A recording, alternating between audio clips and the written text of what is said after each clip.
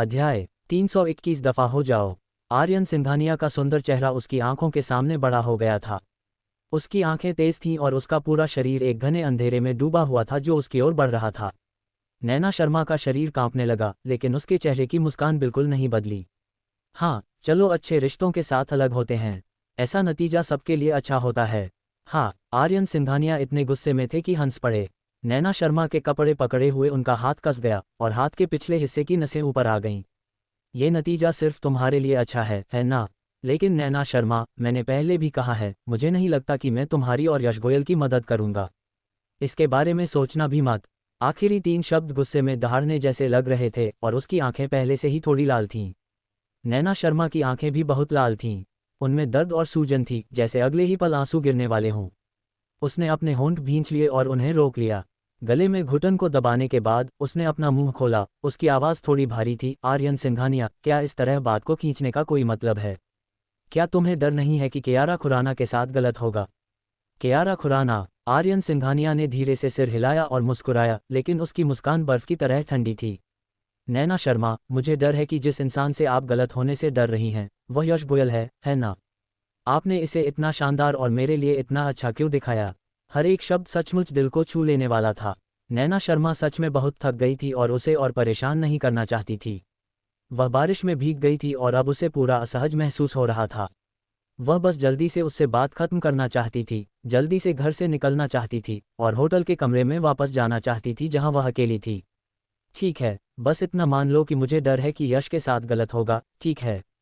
क्या तुम खुश हो? अब मेरा बस यही ख्याल है कि हमारी बेकार शादी खत्म कर दूं।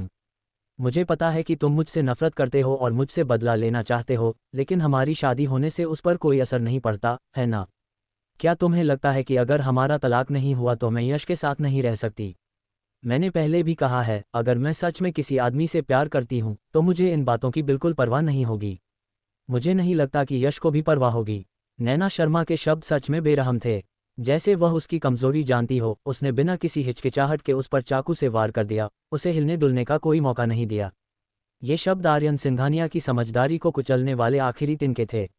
अमर और राक्षसों को हमेशा एक ही सोच से अलग किया जाता था। अगर कोई सावधान न रहे तो वह अंधेरे नरक में गिर जाएगा और सबसे बुरा राक्षस बन जाएगा। आर्यन सिंघानिया के होंठ सिकुड़ गए और उसकी आवाज़ शांत हो गई। हालांकि उसने जो शब्द कहे वे अजीब और डरावने थे। क्या तुम्हें कोई फर्क नहीं पड़ता? तो फिर मुझे देखने दो कि क्या उसे सच में कोई फर्क नहीं पड़ता। इससे पहले कि नैना शर्मा उसकी बातों पर रिएक्ट कर पाती, आर्यन सिंघानिया का हाथ, जो उसके लेपल्स पकड़े हुए था, अचानक जोर से उठा और उसे पीछे सोफे पर फेंक दिया। अगले ही पल वह सोफे पर एक घुटने के बल बैठ गया, अपना शरीर नीचे किया और दोनों हाथ नैना शर्मा के साइड में रख दिए, उसे पूरी तरह से अपने शरीर के नीचे ढक लिया। नैना शर्मा ने रिएक्ट किया और उसकी काली आंखें चौड़ी हो गईं। आर्यन सिंघानिया, तुम क्या कर रहे हो? बोलते हुए उसने उसे दूर धकेलने के लिए हाथ बढ़ाया। आर्यन सिंघानिया के होंठ अभी भी मुस्कुरा रहे थे। बिना किसी कोशिश के उसने उसके हाथ पकड़े और उन्हें उसके सिर के ऊपर दबा दिया। फिर उसने एक हाथ छुड़ाया और उसकी ठुड्डी पकड़ ली। जवाब देने के बजाय उसने पूछा, तुम्हें क्या लगता है मैं क्या करूंगा? नैना शर्मा को उसके शरीर से खतरे का तेज एहसास हुआ। वह भागने के बारे में सोच भी नहीं सकता था। नैना शर्मा की आंखों में अचानक डर का भाव आ गया। आर्यन सिंघानिया, तुम ऐसा नहीं कर सकते। अध्याय 322 दफा हो जाओ दो। मैं नहीं कर सकता। आर्यन सिंघानिया की आवाज़ में हल्की हंसी थी, जैसे उन्हें यह मज़ेदार लगा हो। हम पति पत्नी हैं, मैं क्यों नहीं रह सकता? शादीशुदा जोड़े का साथ रहना तो आम बात है। आर्यन सिंघानिया की मुस्कान गायब हो गई। उसकी उंगलियां नैना शर्मा के होंठों पर रगड़ने लगीं और उसकी आवाज़ धीमी हो गई। जब तक हम पति पत्नी हैं, मैं तुम्हारे साथ सो सकता हूँ। ये सही और कानूनी है ना? आप? नैना शर्मा के गाल लाल हो गए। ये शर्म नहीं थी, बल्कि गुस्सा था। वह उससे प्यार नहीं करता था, लेकिन वह उसके साथ ऐसा करना चाहता था। वह सिर्फ उसे बेइज्जत कर रहा था। पहले वह खुद को रोक नहीं पाती थी। अब चाहे कुछ भी हो जाए, वह उसे दोबारा इस तरह बेइज्जत नहीं होने देगी। नैना शर्मा ने गुस्से में अपना निचला होंठ काटा और जवाब दिया, इसके बारे में सोचना भी मत। नैना शर्मा ने बहुत कोशिश की, आर्यन सिंघानिया की पकड़ से आज़ाद होना चाहती थी, लेकिन आर्यन सिंघानिया के सामने उसकी ताकत कुछ भी नहीं थी। नैना शर्मा को इतना गुस्सा आया कि वह उस पर चिल्लाए, आर्यन सिंघानिया, दफा हो जाओ। मुझे मत छुओ, मुझे घिन आ रही है।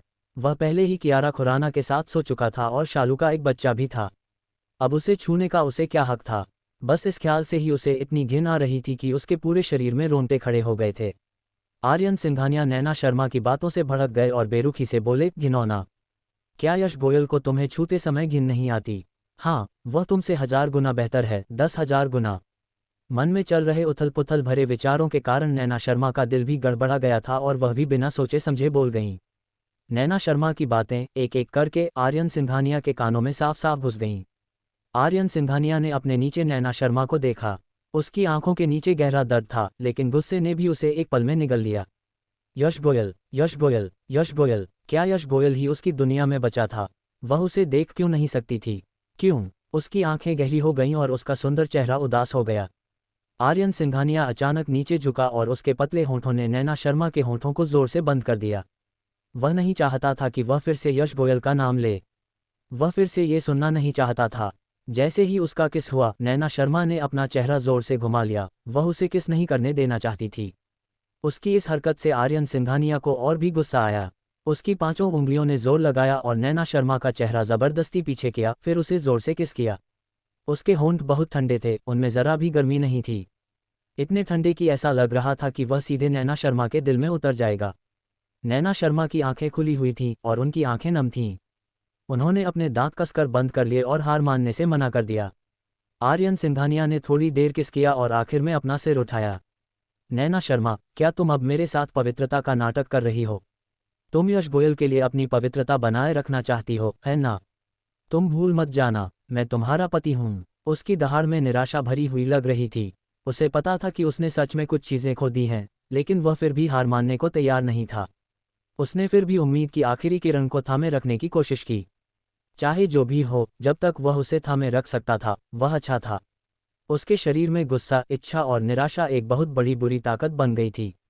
उसे लगभग पता ही नहीं था कि वह क्या कर रहा है। उसे बस इतना पता था कि उसे कुछ पकड़ना है, और वह बहुत ज़्यादा कुछ पकड़ना चाहता था।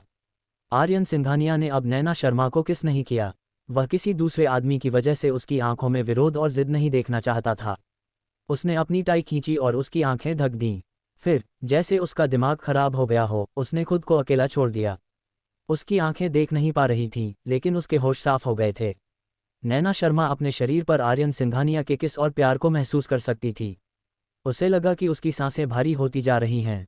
उसे लगा कि उसका शरीर और गर्म होता जा रहा है, जबकि वह और ठंडी होती जा रही है। अध्याय 323। 323 दफ़ा हो जाओ 3। उसका शरीर ठंडा था, लेकिन उसका दिल उससे भी ज़्यादा ठंडा था।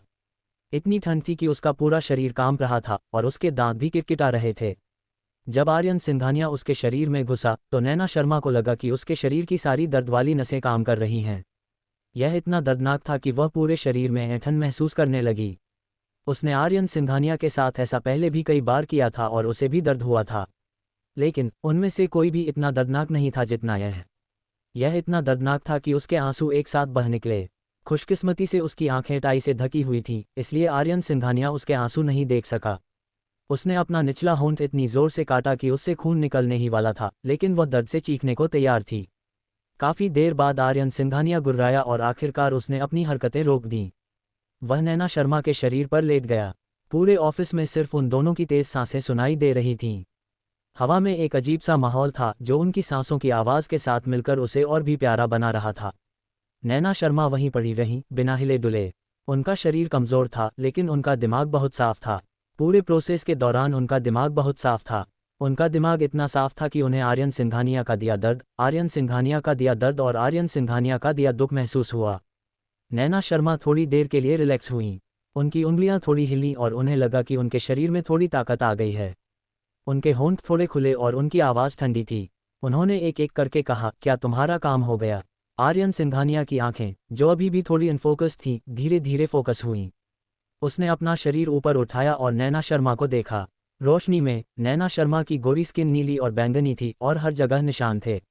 ये देखा जा सकता था कि वह अभी कितना पागल था। उसने फिर से उसके चेहरे को देखा। वह कागज़ की तरह पीला था, लेकिन उसके होंठ बहुत लाल थे और उन पर गहरे काटने के निशान थे। आर्यन सिंघानिया की काली पुतलियां अचानक सिकुड़ गईं और उसकी आंखों में कभी न खत्म होने वाली निराशा थी। वह कभी उसे चोट नहीं पहुंचाना चाहता था, लेकिन हमेशा ईशा ही थी जो खुद पर काबू नहीं रख पाती थी और उसे चोट पहुंचाती थी। ईशा। आर्यन सिंघानिया का गला तुरंत सूख गया और बैठ गया। उसने अपना मुंह खोला, कुछ कहना चाहता था लेकिन कोई शब्द नहीं निकला। नैना शर्मा ने अपना हाथ उठाया और अपनी आंखों से टाई हटाए। उसकी आंखों ने अचानक रोशनी देखी और वह असहज होकर आंखें सिकुड़ने लगी। जब उसे इसकी आदत हो गई तो उसने अपना शरीर ऊपर उठाया और फिर उसकी बड़ी आंखें आर्यन सिंघानिया की काली आंखों से मिलीं। नैना शर्मा अचानक मुस्कुराईं और आर्यन सिंघानिया को एक प्यारी सी मुस्कान दी।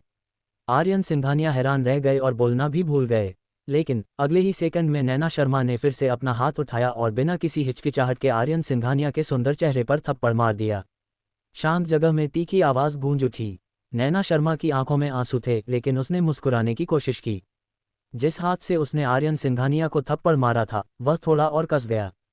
फिर उसने आर्यन सिंघानिया को जोर से धक्का दिया, अपने कपड़े ऊपर खींचे और बाहर भाग गई। नैना शर्मा एक ही सांस में सिंघानिया ग्रुप बिल्डिंग से बाहर भागीं। बाहर बारिश पहले ही हल्की हो चुकी थी, बस हल्की बूंदाबांदी रह गई थी। उन्होंने अपना सिर उठाया और आखिरकार आंसू बहाने की हिम्मत की। उसने टैक्सी नहीं बुलाई और सीधे बारिश में चली गई, इस उम्मीद में कि बारिश उसके शरीर और आर्यन सिंघानिया की सांस को बहा ले जाएगी। क्योंकि एक बार कियारा खुराना ने उसके शरीर को गंदा कर दिया था। वह घिनौनी थी, सच में घिनौनी। नैना शर्मा के हाथ कांप रहे थे जब उन्होंने अपना बैग उठाया और अंदर से बर्थ कंट्रोल पिल निकाली। उन्होंने दवाई बाहर निकाली और सीधे अपने मुंह में ठूंस ली। पानी नहीं था, इसलिए उन्होंने उसे सूखा ही निगल लिया और गटक गईं। लेकिन पूरे शरीर में उल्टी जैसा एहसास होने से उसे बेकाबू होकर उल्टी होने लगी। जब तक उसे याद आता कि पहले क्या हुआ था और आर्यन सिंघानिया और कियारा खुराना ने भी ऐसा ही किया था, वह खुद पर काबू नहीं रख पाती थी। वह जमीन पर बैठ जाती और जोर जोर से उल्टी करने लगती। अध्याय 324 दफ़ा हो जाओ 4। नैना शर्मा को बहुत देर तक उल्टी होती रही। आखिर में वह कुछ भी उल्टी नहीं कर पाए और सिर्फ उबकाई लेती रही। एक अच्छा राहगीर आया और उससे पूछा कि क्या उसे मदद चाहिए।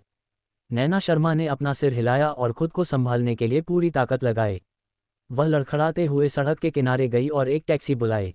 होटल वापस आने पर नैना शर्मा तुरंत बाथरूम में भागीं।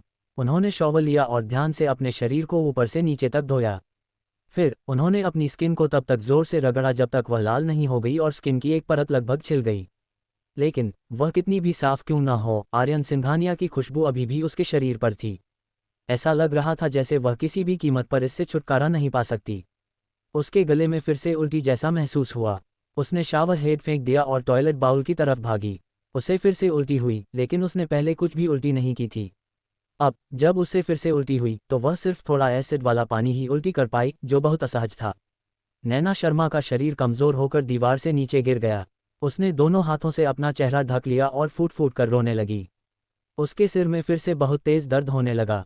नैना शर्मा खुद को रोक नहीं पाए और उसने अपने हाथों को मुट्ठियों में भींच लिया और ज़ोर ज़ोर से अपना सिर पीटने लगी। लेकिन मुट्ठी जितनी बड़ी होती, दर्द उतना ही ज़्यादा होता। उसे थोड़ी चक्कर आने लगा था। उसने दीवार का सहारा लिया और खड़ी हो गई। वह लड़खड़ाते हुए बाथरूम से बाहर निकली और बिस्तर तक चली गई। वह बिस्तर पर गिर पड़ी और अपनी आंखें बंद कर लीं। आज रात जो कुछ भी हुआ वह बस एक बुरा सपना था। वह किसी और चीज़ के बारे में सोचना नहीं चाहती थी। खैर, ये तो उसकी ज़िंदगी का आखिरी बुरा सपना था।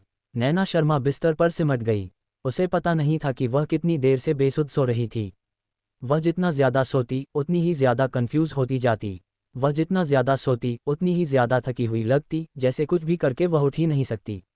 उसके कान के पास फ़ोन बज रहा था। उसने सुना और उसकी भौहें तन गईं। उसकी पलकें ऐसी लग रही थीं जैसे उन पर शीशा दबा हो और वह उन्हें खोल नहीं पा रही थी। फ़ोन बहुत देर तक बजता रहा, फिर शांत हुआ।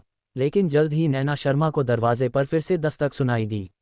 बैंग बैंग बैंग जैसी आवाज़ आई और ऐसा लगा कि इसमें बेचैनी भरी चीखें भी थीं। नैना शर्मा ने बहुत देर तक संघर्ष किया और आखिरकार अपनी आंखें खोलीं। वह हैरान होकर छत को देखती रही। एक पल के लिए उसे पता ही नहीं चला कि आज कौन सा दिन है, जब तक कि दरवाजे पर दस्तक की आवाज़ फिर से उसके कानों में नहीं आई और धीरे धीरे उसकी चेतना भी वापस आ गई। नैना शर्मा ने गहरी सांस ली और उठने के लिए अपने शरीर को सहारा दिया। उसने अपने पास रखा नाइट गाउन लिया और उसे पहन लिया, खुद को कसकर लपेट लिया। फिर वह दरवाजे तक गई और उसे खोला। दरवाजे के बाहर यश गोयल खड़ा था, हाँफ रहा था और परेशान लग रहा था। जब उसने दरवाज़ा खोला तो वह अभी भी दरवाज़ा खटखटाने के लिए हाथ उठाने की हालत में था। जब उसने नैना शर्मा को देखा तो वह आधे सेकंड के लिए हैरान रह गया। फिर वह अंदर गया और नैना शर्मा को अपने सामने कसकर गले लगा लिया। नैना शर्मा का दिमाग, जो पहले ठीक से काम नहीं कर रहा था, फिर से हैरान रह गया। यश गोयल की परेशान और बेचैन आवाज़ उसके कानों में गूंज रही थी, जैसे जैसे वह एक एक शब्द बोल रहा था। नैना, तुमने फ़ोन क्यों नहीं उठाया? तुम्हें पता है कि तुमने मुझे लगभग डरा ही दिया था। ईशा, मुझे लगा कि तुम फिर से दुखी हो। ईशा, भगवान का शुक्र है कि तुम ठीक हो, भगवान का शुक्र है। मैंने अभी अपने कमरे में झपकी ली। यश गोयल ने नैना शर्मा को छोड़ा और आंखें नीचे करके उसे देखा। उसका कंफ्यूज चेहरा देखकर उसे समझ नहीं आया कि गुस्सा करे या हंसे। सोने का क्या मतलब है? नैना, क्या ऐसा हो सकता है कि तुम इतने समय से यहीं हो और कभी गई ही नहीं? तुम्हें पता होना चाहिए कि मैं 7 दिनों से तुमसे कांटेक्ट नहीं कर पाया हूँ। 7 दिन? नैना शर्मा हैरान रह गईं और यकीन न होने पर सिर हिलाया। नामुमकिन, मैं इतनी देर तक कैसे सोती रही? आज कौन सा दिन है? अध्याय 325। 325 दफ़ा हो जाओ 5। यश गोयल ने एक नंबर बताया। नैना शर्मा की खूबसूरत आंखें थोड़ी चौड़ी हो गईं। उन्होंने उस दिन का समय कैलकुलेट किया जब वह आर्यन सिंघानिया को ढूंढने गई थीं। सच में ठीक 7 दिन हो गए थे जब यश गोयल ने कहा था कि अभी का समय है। लेकिन उसे साफ साफ लगा कि वह अभी कुछ देर पहले ही सोई थी। 7 दिन कैसे हो गए? नैना शर्मा को अब भी यकीन नहीं हो रहा था। वह कमरे में गई और अपना फ़ोन उठाया। उस पर कई मिस्ड कॉल थे। उनमें से ज़्यादातर यश गोयल के थे और कुछ छोटी मीरा के थे। नैना शर्मा ने टाइम देखा। सबसे पहला कॉल 7 दिन पहले का था। फ़ोन पर टाइम वही था जो यश गोयल ने बताया था। 7 दिन बाद हो चुके थे। हे भगवान, वह 7 दिन तक सोती रही। ये कैसे संभव हो सकता है? इसके अलावा उसे डिहाइड्रेशन या भूख नहीं लग रही थी। हालांकि वह थोड़ी सुस्त थी और उसका सिर अभी भी थोड़ा चक्कर खा रहा था, लेकिन उसे दूसरी चीज़ों में कोई बड़ी दिक्कत नहीं थी। वह ऐसी नहीं लग रही थी कि 7 दिन तक बिना खाए पिए सोई हो। यश गोयल भी अंदर आए और उन्होंने देखा कि नैना शर्मा बिस्तर पर हैरान परेशान बैठी हैं। वह ऐसे भौहें चढ़ा रही थी जैसे उन्हें कुछ समझ नहीं आ रहा हो। वह खुद को ये कहे बिना नहीं रह सके, नैना, क्या हुआ? कुछ गड़बड़ है क्या? मैं ईशा हूँ। नैना शर्मा ने अपने सूखे होंठ चाटे और धीरे से कहा, मुझे लगता है परी सच में 7 दिन सोई है। मुझे तो बस एक बार लगा कि मैं सोई हूँ, लेकिन परी तो पहले ही 7 दिन सो चुकी है। यश गोयल को उसकी बेतुकी बातें सुनकर मजा आया। नैना, तुम क्या कह रही हो? क्या तुम अभी भी सो रही हो? तुम 7 दिन तक ऐसे कैसे सो सकती हो? यश गोयल की नज़र अनजाने में टेबल पर गई। टेबल पर इंस्टेंट नूडल्स का एक कटोरा रखा था। यश गोयल वहां गए और डिब्बे को छूने के लिए हाथ बढ़ाया। वह अभी भी गर्म था, इसलिए देखा जा सकता था कि नैना शर्मा ने अभी अभी उसे खोला था। वह मुस्कुराए और बोले, देखो, तुमने नूडल्स खुद बनाए हैं। अगर तुम सो रही होती तो तुम्हारे लिए कौन बनाता? यश गोयल ने फिर से बगल में रखे कूड़ेदान पर नजर डाली। उसमें कुछ खाली इंस्टेंट नूडल्स के डिब्बे थे। तुमने ये सब खा लिए हैं ना? लेकिन नैना, तुमने पिछले 7 दिनों से सिर्फ इंस्टेंट नूडल्स ही क्यों खाए? तत्काल नूडल्स? नैना शर्मा ने पलकें झपकाईं, उसकी आंखें उलझन से भरी थीं। उसने इंस्टेंट नूडल्स कब खाए? उसे इसका कोई अंदाज़ा क्यों नहीं हुआ? नैना शर्मा उठी और देखने के लिए पास जाना चाहती थीं। गलती से उनका पैर फ़ोन केबल पर पड़ गया। वह रुकी और फ़ोन केबल के पास देखा। फ़ोन केबल असल में उनके फ़ोन से कनेक्टेड थी और चार्ज हो रही थी। वह फिर से हैरान रह गई। उसने चार्जर कब लगाया? नैना शर्मा ने नज़रें उठाईं और ध्यान से चारों ओर देखा। कमरे में कमोबेश कुछ बदलाव थे। जैसे उसने ज़मीन पर बिखरे गंदे कपड़े, टेबल पर आधा पिया हुआ दूध और अपने स्किन केयर प्रोडक्ट्स देखे। उनकी जगह पहले से अलग लग रही थी। पिछले 7 दिनों में ऐसा नहीं लग रहा था कि वह हर समय सो रही है। वह उठती भी है, खाती भी है, पीती भी है, नहाती भी है, वगैरह। लेकिन रिया को इसकी कोई याद क्यों नहीं थी? यश गोयल ने देखा कि नैना शर्मा अभी भी हैरान थीं। वह उनके पास गए और उनके सामने उंगली हिलाई। नैना, तुम्हें क्या हुआ है? तुम इतनी परेशान क्यों हो? यश, मुझे लगता है कि मैं सच में 7 दिन तक सोया नहीं, लेकिन मुझे याद नहीं कि मैंने क्या किया। मुझे सोचने की ज़रूरत है, मुझे सोचने की ज़रूरत है। नैना शर्मा ने याद करने की बहुत कोशिश की। वह इन 7 दिनों की यादें याद करना चाहती थी। कुछ धुंधले से टुकड़े उसके दिमाग में कौंध रहे थे, लेकिन उसने कितनी भी कोशिश की, वह साफ नहीं हो पा रही थी। इसके अलावा उसके सिर में अभी भी थोड़ा दर्द था, जिससे उसका चेहरा थोड़ा पीला पड़ गया था। अध्याय 326। 326 दफ़ा हो जाओ 6। नैना शर्मा की भौहें कसकर सिकुड़ी हुई थीं और उसका हाथ उसकी कनपटी पर दबा हुआ था। यश गोयल ने देखा कि वह ज़्यादा अच्छी नहीं लग रही है और जल्दी से उसे रोका। नैना, भूल जाओ, अब इस बारे में मत सोचो। शायद इस समय तुम बहुत ज़्यादा प्रेशर में रही हो, या शायद तुम बहुत ज़्यादा दुखी हो। इसीलिए तुम इतनी कंफ्यूज हो और जो कुछ भी किया है सब भूल गई हो। लेकिन अब सब ठीक है, इसलिए ज़्यादा मत सोचो। यश गोयल की बातें सही थीं। उसके दिमाग में धुंधली यादें ये साबित कर रही थीं कि वह उन 7 दिनों में हर समय सोई नहीं थी। शायद ऐसा इसलिए था क्योंकि उस रात जो हुआ उससे उसे बहुत बड़ा झटका लगा था, इसलिए वह पिछले 7 दिनों से उलझन में थी। नैना शर्मा ने मुस्कुराते हुए कहा, ठीक है, मैं इस बारे में नहीं सोचूंगी। आपको फिर से परेशान करने के लिए मुझे माफ़ करना। हमारे बीच ये सब कहने की कोई ज़रूरत नहीं है। क्या हम ईशा के दोस्त नहीं हैं? तुम पिछले कुछ दिनों से बाहर नहीं निकली हो और तुम्हारी तबीयत भी ठीक नहीं लग रही है। चलो बाहर टहलने चलते हैं और खाना खाते हैं। तुम आजकल इंस्टेंट नूडल्स खा रही हो, ये तुम्हारी सेहत के लिए अच्छा नहीं है। नैना शर्मा सच में यश गोयल को एक दोस्त की तरह मानती थीं और उन्हें एक दोस्त की तरह ही मानती थीं। लेकिन इंस्टाग्राम पर उनके बारे में गॉसिप देखने के बाद उन्हें पता था कि उन्हें यश गोयल से दूरी बनाकर रखनी चाहिए। उन्हें इस बात का डर नहीं था कि दूसरे उन्हें कैसे देखेंगे, लेकिन उन्हें डर था कि दूसरे यश गोयल को गलत समझेंगे और सोचेंगे कि वह सच में उनके साथ हैं, जिससे उन्हें देर हो रही है। असल में उसे थोड़ा बहुत एहसास हो रहा था कि यश गोयल के मन में अब भी उसके लिए कुछ फीलिंग्स हैं। लेकिन आर्यन सिंघानिया से तलाक के बाद भी ईशा का दिल उसके साथ नहीं था। पहले उसे लगता था कि वह उससे शादी कर सकती है क्योंकि उसके मन में उसके लिए उतनी फीलिंग्स नहीं थीं। ये बस फ़ायदों का लेन देन था और हर किसी को वह मिल रहा था जो वे चाहते थे। लेकिन अब वह उसका दोस्त था। वह उससे प्यार नहीं करती थी और उसे दुख नहीं पहुंचाना चाहती थी। वह एक बेहतर लड़की का हकदार था, एक ऐसी लड़की जो उसे पूरे दिल से प्यार करती हो। लेकिन उसे यह खाना खाना ही था।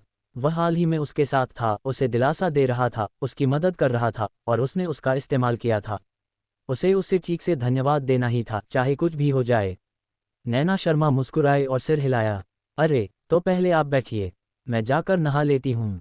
ठीक है, मैं तुम्हारा इंतज़ार करूँगा। योजक चिन्ह। होटल के सामने एक छोटा सा पार्क था। इस समय धूप बिल्कुल सही थी। ये थोड़ी धीमी थी और शरीर पर पड़ रही थी। न तो गर्मी थी और न ही ठंड। नैना शर्मा ने अपना सिर उठाया और गर्म रोशनी उनके चेहरे पर पड़ी। उन्होंने अपनी आंखें बंद कर लीं और इस तरह की रोशनी का आनंद लिया। यश गोयल एक तरफ खड़े होकर देख रहे थे। सूरज की रोशनी उसके चेहरे के बारीक बालों पर साफ पड़ रही थी, जिससे उसके होठों पर मुस्कान और भी उभर रही थी। ये बहुत जिंदादिल और प्यारी लग रही थी। जैसे ही उन्होंने देखा, वह दीवाने हुए बिना नहीं रह सके। इतनी खूबसूरत लड़की की मुस्कान ऐसी होनी चाहिए। जब नैना शर्मा ने आंखें खोलीं तो उसने यश गोयल की नज़रें देखीं। वह मन ही मन आह भरने से खुद को रोक नहीं पाए। फिर उसने अपनी आंखें ऐसे फेर लीं जैसे कुछ हुआ ही न हो और कहा, चलो चलो खाना खाते हैं, मैं तुम्हें ट्रीट दूंगी। यश गोयल हंसे। मैं किसी लेडी को मुझे ट्रीट करने कैसे दे सकता हूँ? बेशक मैं तुम्हें ट्रीट करूंगा। नहीं, मुझे आज तुम्हें ट्रीट देना है क्योंकि मैं तुम्हें थैंक यू कहना चाहता हूँ, ईशा। साथ ही मैं तुमसे सॉरी भी कहना चाहता हूँ। क्षमा मांगना। नैना शर्मा ने आंखें नीची करके थोड़ी शर्मिंदगी के साथ कहा, हाल ही में आर्यन सिंघानिया हमारे रिश्ते को गलत समझ रहा है। मैंने उसे यह नहीं बताया क्योंकि मैं उससे तलाक के बारे में बात करना चाहती थी। मैंने पहले से तुम्हारी मंजूरी नहीं मांगी और तुम्हें ढाल की तरह इस्तेमाल किया। मुझे सच में अफसोस है। यश गोयल हैरान रह गए। उन्हें उम्मीद नहीं थी कि नैना शर्मा सच में उन्हें ढाल की तरह इस्तेमाल करेंगी। अध्याय 327 दफ़ा हो जाओ 7। जब नैना शर्मा ने यश गोयल का हैरान चेहरा देखा तो उन्हें और भी शर्म महसूस हुई। उनकी आंखें चमक उठीं और आवाज़ भी धीमी हो गई। यश, मुझे सच में माफ़ कर दो, रिया। मुझे कोई आपत्ति नहीं है। जैसे ही यश गोयल ने रिएक्ट किया, उसने तुरंत अपना मुंह खोल दिया। उसने नैना शर्मा की तरफ देखा और उसकी आंखों में मुस्कान आ गई। नैना, अगर तुम मेरा इस्तेमाल करना चाहती हो तो बस कर लो। मुझे बिल्कुल भी दिक्कत नहीं है, बल्कि मैं तो काफ़ी खुश हूँ। नैना शर्मा को इसी बात का डर था। उसने भौहें चढ़ाईं और अनजाने में कहा, यश, ये ईशा है। यश गोयल को पता था कि वह क्या कहना चाहती है और उन्होंने बिना किसी हिचकिचाहट के उसे टोक दिया। अगर ऐसा है तो आपको मुझे ये खाना खिलाना चाहिए। मैं आपसे नहीं लड़ूंगा। क्या आप आज काफ़ी पैसे लाए हैं? मैं सबसे महंगा वाला खाने जा रहा हूँ। चलो। जैसे ही उन्होंने बोलना खत्म किया, यश गोयल ने नैना शर्मा को बोलने का मौका दिए बिना ही उन्हें खींच लिया। नैना शर्मा अपनी बात मन में ही रख पाईं और सोचा कि डिनर के बाद इस बारे में बात करना भी वैसा ही होगा। यश गोयल ने कहा कि वह सबसे महंगा खाना खाना चाहते थे, लेकिन आखिर में उन्होंने एक मिड-टियर रेस्टोरेंट ही चुना। नैना शर्मा जानती थीं कि वह उनके वॉलेट को लेकर परेशान थे। आखिर उन्होंने अपना सारा पैसा कंपनी पर खर्च कर दिया था और अब वह सच में बहुत गरीब थीं। नैना शर्मा उनकी सोच से बहुत प्रभावित हुईं। नैना शर्मा ने उसे मेन्यू दिया और कहा, जो चाहो ऑर्डर करो। मम्मा, मेरे पास अभी भी खाने के लिए काफ़ी पैसे हैं। चिंता मत करो, मैं तुम्हारे साथ विनम्र नहीं रहूँगा। यश गोयल ने मेन्यू लिया।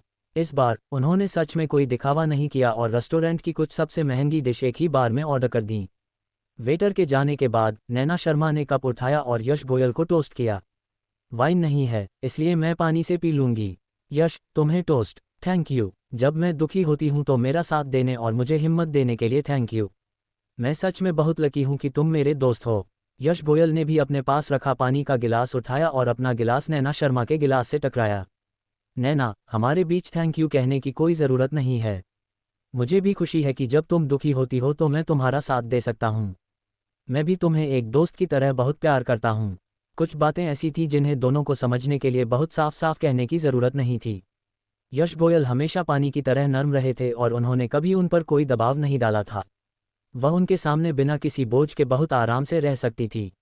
नैना शर्मा ने अपने होंठ मोड़े और मुस्कुराते हुए पानी का एक घूंट पिया। यश गोयल ने भी एक घूंट लिया और नीचे रख दिया।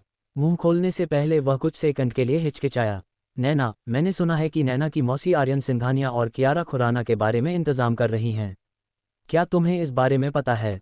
इन दिनों वह नैना शर्मा को ढूंढने के लिए बहुत बेचैन था क्योंकि उसने इस मामले के बारे में सुना था। उस रात बीच पर उसके रोने और टूटने का सीन अभी भी उसके दिमाग में था, इसलिए उसे बहुत डर था कि कहीं वह ये सब बर्दाश्त न कर पाए और कुछ हो जाए। वह आर्यन सिंघानिया और कियारा खुराना के बीच मामलों को सुलझाने में हमेशा इतनी तेज रही हैं। नैना शर्मा का हाथ जो कप पकड़े हुए था अनजाने में भींच गया। उसके चेहरे की मुस्कान नहीं बदली, लेकिन उसकी आवाज़ अभी भी धीमी थी। सच में? लेकिन ऐसा होना चाहिए। क्या कियारा खुराना प्रेग्नेंट नहीं है? उन्हें शादी करनी होगी इससे पहले कि वह अपनी प्रेगनेंसी दिखाए। हालांकि वह मुस्कुराती रही, लेकिन कोई भी देख सकता था कि उसकी मुस्कान कितनी बनावटी थी, जैसे वह कभी भी टूट सकती थी। प्रेग्नेंट? यश गोयल ने हैरानी से कहा, ये कब हुआ? कुछ समय पहले माँ, नैना और मैडम सिंघानिया ने मुझे बताया था। अब 1 महीने से ज़्यादा हो गया होगा। शादी होने वाली है, इसलिए समय काफ़ी कम होगा। अध्याय 328। 328 दफ़ा हो जाओ 8। नैना शर्मा की आवाज़ धीमी थी, जैसे वो आज के मौसम के बारे में ही बात कर रही हों। लेकिन यश गोयल कैसे नहीं देख पाए कि वो अपने दिल में कितनी दुखी और कड़वी थी। ऐसे आदमी को पसंद करना जो उससे प्यार नहीं करता था, उसके लिए पहले से ही काफ़ी मुश्किल था, और अब उसे किसी दूसरी औरत के साथ मिलते हुए देखना था, यहाँ तक कि उनके प्यार का फल भी उसे मिल रहा था। अगर उसे पहले पता होता तो वह उसके सामने यह बात नहीं उठाता। यश गोयल ने अपनी आवाज़ धीमी कर ली। नैना, तुम ठीक हो? नैना, मुझे माफ़ करना, मुझे तुम्हें यह नहीं बताना चाहिए था। मैं ठीक हूँ। नैना शर्मा ने सिर हिलाया और मुस्कुराने की बहुत कोशिश की। वे सब साथ हैं। कभी न कभी उन्हें ये कदम उठाना ही होगा। आखिर वे प्यार में हैं। और मेरी तरह नहीं। शुरू से आखिर तक उसने कभी मुझसे शादी करने के बारे में नहीं सोचा। उसने वादा किया था कि वह नहीं रोएगी, लेकिन फिर भी बिना किसी चेतावनी के उसकी आंख से एक आंसू बह निकला। नैना शर्मा ने जल्दी से उसे पहुंचने के लिए हाथ बढ़ाया और सूखी हंसी हंस पड़ी।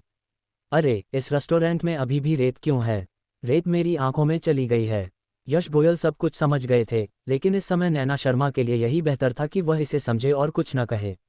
उन्होंने मुस्कुराते हुए कहा, हाँ, इस रेस्टोरेंट में रेत है और मेरी आंखें बहुत आरामदायक नहीं हैं। उन्होंने टिश्यू का एक टुकड़ा निकाला और नैना शर्मा को दिया। फिर उन्होंने दूसरा टुकड़ा लिया और अपनी आंखें पोंछीं। खाने के बाद यश गोयल ने नैना शर्मा को होटल वापस भेज दिया। जाने से पहले वह खुद को ये पूछे बिना नहीं रह सके, नैना, क्या तुम हमेशा ऐसे ही होटल में रहने का प्लान बना रही हो? तुम घर नहीं आ रही हो? तुम अभी भी अपने दादाजी से नाराज़ हो? मुझे अभी यहीं रहना चाहिए, लेकिन मैं दादाजी से नाराज़ नहीं हूँ। मैं समझ सकता हूँ कि वे क्या सोच रहे हैं। बस अभी मैं इसे मान नहीं पा रहा हूँ, इसलिए मैं घर नहीं जाना चाहता कि कहीं वे नाराज़ न हो जाएं। उनकी सेहत हमेशा खराब रहती है, इसलिए मुझे उम्मीद है कि वे अच्छे से आराम कर पाएंगे। तो इसके बाद ईशा के लिए आपकी क्या योजनाएं हैं? मेरे और क्या प्लान हैं? डिवोर्स सेटल होने के बाद मैं खुद को अपने काम में लगा दूंगी। औरतें प्यार के बिना रह सकती हैं, लेकिन वे नौकरी के बिना नहीं रह सकती। शायद मैं मेहनत करके एक मजबूत औरत बन सकूं। यश गोयल को नैना शर्मा बहुत पसंद आईं। थोड़ी देर हंसने के बाद उन्होंने अपने एक्सप्रेशन कंट्रोल किए और नैना शर्मा को अपनी काली आंखों से सीरियसली देखा। उन्होंने एक एक शब्द कहा, नैना, याद रखना, तुम कभी अकेली नहीं रहोगी। मैं हमेशा तुम्हारे साथ रहूंगा, इसलिए अगर तुम्हें कोई प्रॉब्लम हो तो तुम मुझे ढूंढ लेना, ठीक है? नैना शर्मा ने अपनी आंखें नीची कर लीं और यश गोयल की आंखों की गंभीर चमक से बचते हुए कहा, ज़रूर। हालांकि उसके दिल में उसका जवाब था, धन्यवाद, अलविदा। योजक चिन्ह। शायद ऐसा इसलिए था क्योंकि मेंटल प्रेशर बहुत ज़्यादा था और उसका दिल बहुत दुखी था। कुछ समय बाद नैना शर्मा को धीरे धीरे लगा कि उसकी याददाश्त खराब हो गई है। कई बातें थीं जो उसे एक सेकंड पहले साफ साफ याद थीं, लेकिन पलटकर भूल गई। आज की तरह ही वह एक डॉक्यूमेंट ढूंढ रही थी। उसे साफ साफ याद था कि उसने अभी उसे कहाँ रखा था, लेकिन छोटी मीरा से कुछ बातें कहने के बाद उसे याद नहीं रहा कि उसने उसे कहाँ रखा था और वह इधर उधर देखे बिना नहीं रह सकी। छोटी मीरा ने उसे अजीब तरह से देखा। नैना दी, आप क्या ढूंढ रही हैं? आपने जो डॉक्यूमेंट मुझे अभी दिया था उस पर मैंने पहले ही साइन कर दिया है, लेकिन अब वह मुझे नहीं मिल रहा है। नैना शर्मा ने अपनी भौहें सिकोड़ लीं। छोटी मीरा ने हैरानी से आंखें चौड़ी कर लीं। नैना दी, क्या वह डॉक्यूमेंट आपके बगल में नहीं है? आपने ही उसे देखा था। क्या ऐसा है? नैना शर्मा ने जल्दी से अपने हाथ में लिए डॉक्यूमेंट को देखा और उसे खोला। ये सच में वही डॉक्यूमेंट था जिसे वह ढूंढ रही थी। अध्याय 329। 329 दफ़ा हो जाओ 9। छोटी मीरा नैना शर्मा को परेशान होकर देखने लगी। नैना दी, क्या आप आजकल बहुत थक गई हैं? मैं देख रही हूँ कि आप हमेशा भुलक कर रहती हैं और आपका मूड भी ठीक नहीं रहता। आपको हमेशा नींद आती रहती है। उसने उसे पहले भी कई बार अपनी डेस्क पर सोते हुए देखा था। हर बार जब वह जागती तो वह हैरान रह जाती, जैसे उसे पता ही न हो कि उसने क्या कर दिया है। नैना शर्मा कुर्सी के पीछे टिक गईं और थककर अपनी आंखें बंद कर लीं। उन्होंने हाथ बढ़ाकर अपनी कनपटी को रगड़ा, आह भरी और कहा, शायद। उसकी हाल की हालत सच में काफ़ी अजीब थी। उसे बहुत सिरदर्द रहता था, उसकी याददाश्त खराब हो गई थी और उसे सोना बहुत पसंद था। वह रात में अच्छी तरह सोती थी और उसे कोई नींद न आने की बीमारी या सपने नहीं आते थे, लेकिन सुबह जब वह काम कर रही होती थी तो उसकी पलकें अचानक झुक जाती थीं और वह ऐसे ही सो जाती थी। या वह हमेशा अनजाने में कुछ करती थी और उसके बाद उसे उसकी कोई याद नहीं रहती थी। नैना दी, आप ऐसी नहीं हो सकती। हालांकि अब कंपनी में करने के लिए बहुत कुछ है, फिर भी जब आप थक जाएं तो आपको आराम करने की ज़रूरत है। नहीं तो अगर आप अपने शरीर पर ज़्यादा काम करेंगी तो यह फ़ायदेमंद नहीं होगा। थोड़ी देर रुकने के बाद छोटी मीरा ने अपना निचला होंठ काटा और आगे कहा, अगर यह शारीरिक बीमारी नहीं बल्कि मानसिक बीमारी है तो उसके लिए आराम करना या ठीक होने के लिए डॉक्टर ढूंढना और भी ज़रूरी है। छोटी मीरा को नैना शर्मा और आर्यन सिंघानिया की शादी के बारे में पता था। अब जब वे इतने मुश्किल में थे तो वह और नैना शर्मा दिन रात साथ रहते थे। जाहिर है वह देख सकती थी कि नैना शर्मा उदास और दुखी थी, इसलिए उसने ये कहने की हिम्मत जुटाई। नैना शर्मा के चेहरे पर एक सेकंड के लिए भाव जम गए, लेकिन ऐसा भी लगा जैसे कुछ हुआ ही नहीं। उसने अपनी आंखें खोलीं, अपने होंठ सिकोड़े और फिर अपने हाथ में पकड़ा डॉक्यूमेंट छोटी मीरा को देते हुए धीरे से कहा, बाहर जाओ और काम करो। छोटी मीरा ने डॉक्यूमेंट लिया और अपना मुंह खोला। वह अब भी उसे मनाना चाहती थी, लेकिन नैना शर्मा के चेहरे को देखकर, जो ठीक होने का दिखावा कर रहा था, उसने आह भरी और बिना कुछ कहे जाने के लिए मुड़ गई। दरवाज़ा धीरे से बंद हुआ। नैना शर्मा के चेहरे पर जो बेदाग भाव था वह आखिरकार टूट गया। इस दौरान उसे लगा कि वह नॉर्मल हो गई है और उसने धीरे धीरे सब छोड़ दिया है। पता चला कि उसने काव्या की बात को जाने नहीं दिया, बल्कि बस ज़बरदस्ती दबा दिया था। उसके शरीर में दर्द जमा हो गया था। अगर वह जानबूझकर इसके बारे में न भी सोचे तो भी उसका शरीर साफ रिएक्शन देगा। क्या इसीलिए वह बेहोश थी और उसका मूड ठीक नहीं था? वह पहले ही आर्यन सिंघानिया का साथ छोड़ चुकी थी, तो वह दर्द में क्यों नहीं जा सकती थी? नैना शर्मा मुस्कुराईं और उन्हें सिर्फ दुख हुआ। उसने अपना फ़ोन उठाया और एक मैसेज टाइप किया, आर्यन सिंघानिया, भले ही तुम मेरे कॉल्स का जवाब न दो या मेरे मैसेज का जवाब न दो, मैं तलाक नहीं छोड़ूंगी। ज़्यादा से ज़्यादा हम 2 साल तक अलग रहेंगे और ज़बरदस्ती तलाक ले लेंगे। लिखने के बाद नैना शर्मा ने बिना किसी हिचकिचाहट के सेंड पर क्लिक कर दिया। इस दौरान उसने उसे अनगिनत बार फ़ोन किया, अनगिनत टेक्स्ट मैसेज भेजे और साइन किया हुआ डिवोर्स एग्रीमेंट सीधे आर्यन सिंघानिया की कंपनी को मेल भी किया, लेकिन उसने कभी जवाब नहीं दिया। नैना शर्मा इतनी गुस्से में थी कि वह पागल हो गई, लेकिन उसने उसे फिर से ढूंढने की हिम्मत नहीं की। किसे पता था कि वह फिर से पागल हो जाएगा? वह सच में समझ नहीं पाए। वह कियारा खुराना से शादी करने वाला था। वह अब भी उसे क्यों पकड़े हुए था? क्या वह उससे इतनी नफरत करता था? शायद वह हाल ही में बुरी हालत में थी क्योंकि वह उससे नाराज़ थी। अचानक उसका फ़ोन बजा और नैना शर्मा का दिल कांप उठा। क्या आर्यन सिंघानिया ने उसके मैसेज का जवाब दिया? उसने जल्दी से अपना फ़ोन फिर से उठाया और स्क्रीन पर देखा। जैसा कि उम्मीद थी, उसने उससे जवाब देने के लिए कहा था। अध्याय 330। 330 दफ़ा हो जाओ 10। नैना शर्मा की उंगली ने जल्दी से मैसेज खोल दिया, लेकिन मैसेज पढ़ने के बाद वह इतनी गुस्से में थी कि उसका मन कर रहा था कि अपना फ़ोन तोड़ दूं। उस कमीने आर्यन सिंघानिया ने असल में सिर्फ 3 शब्दों में जवाब दिया, जो चाहो। नैना शर्मा का हाथ जो फ़ोन पकड़े हुए था कांप रहा था। उसका सच में आर्यन सिंघानिया को ढूंढने और उसके साथ मरने का मन कर रहा था। इस तरह सब एक दूसरे पर कुछ भी उधार नहीं लेंगे और उसे हर दिन आर्यन से मेंटली टॉर्चर नहीं सहना पड़ेगा। लेकिन भले ही वह गुस्से में थी, फिर भी उसमें थोड़ी समझदारी बाकी थी। भले ही आर्यन सिंघानिया जानबूझकर उसे परेशान कर रहा था और तलाक के लिए उसकी रिक्वेस्ट को नज़रअंदाज कर रहा था, जब कियारा खुराना के साथ उसकी शादी की तैयारी हो जाएगी और वह उससे शादी करना चाहेगा तो उसे तलाक देना ही होगा। तब तक वह उससे भीख मांग रहा होगा। आज उसने उसके साथ जो भी जुल्म किया है उसके लिए वह उसे ज़रूर दोगुना चुकाएगी। नैना शर्मा ने अपना फ़ोन वापस टेबल पर फेंक दिया।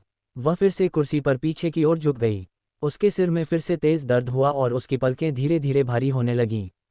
नैना शर्मा ने अपने हाथ से उसके माथे को सहारा दिया और कुछ बार दबाया।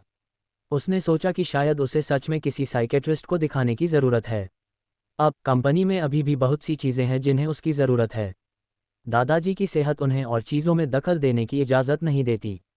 कंपनी में वह अकेली बची थी, उसे गिरना नहीं चाहिए। नैना शर्मा ने इस बारे में सोचा और फिर भी अंजलि राजपूत से संपर्क किया।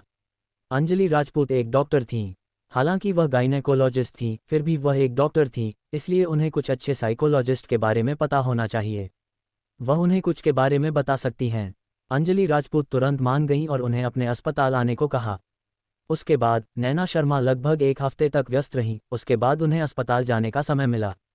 नैना शर्मा अंजलि राजपूत के सामने आईं और अंजलि राजपूत उन्हें पहचान ही नहीं पाईं। वह उनके चारों ओर घूमी, ऊपर नीचे, दाएं बाएं, और उन्हें गुस्से से देखा। नैना, हमारी नैना, हम 1 महीने से ज़्यादा समय से मिले नहीं हैं, है ना? तुम सच में बहुत अच्छी हो जो खुद को इस तरह परेशान कर सकती हो। कोई हैरानी नहीं कि तुम साइकेट्रिस्ट को दिखाना चाहती हो। वह पहले से ही पतली थी, लेकिन अब वह कंकाल जैसी हो गई थी। उसका फिगर इतना पतला था कि ऐसा लगता था कि हवा चलने पर वह गिर जाएगी। उसका रंग राख जैसा और पीला था। मेकअप भी उसे छिपा नहीं पा रहा था। इसका जिक्र मत करो, मैं आजकल बहुत बिजी और परेशान रहा हूँ। मुझे पूरे दिन सिरदर्द भी रहता है। ये बहुत अनकंफर्टेबल है। अंजलि राजपूत ने भौहें चढ़ाईं। उसके सिर में दर्द क्यों था? क्या तुम ठीक से सोई नहीं? ऐसा नहीं है, मैं आजकल काफ़ी अच्छी नींद ले रहा हूँ और मैं बहुत सो रहा हूँ। शायद ऐसा इसलिए है क्योंकि मुझ पर बहुत ज़्यादा प्रेशर है, इसलिए मुझे सिरदर्द रहता है। ये सही नहीं है। अगर आप स्ट्रेस में हैं तो न सिर्फ आपको सिरदर्द होगा, बल्कि आप सो भी नहीं पाएंगे। जब आप स्ट्रेस में होते हैं तो आप अच्छी नींद कैसे ले सकते हैं? क्या नींद आने के अलावा कोई और लक्षण भी हैं? नैना शर्मा अंजलि राजपूत के ऑफिस में सोफे पर बैठ गईं और जवाब दिया, मुझे लगता है कि आजकल मेरी याददाश्त खराब हो गई है। मैं चीज़ें भूलती रहती हूँ। मुझे लगता है कि मुझे चीज़ें बहुत साफ साफ याद हैं, लेकिन कुछ समय बाद मेरी याददाश्त धुंधली हो जाती है।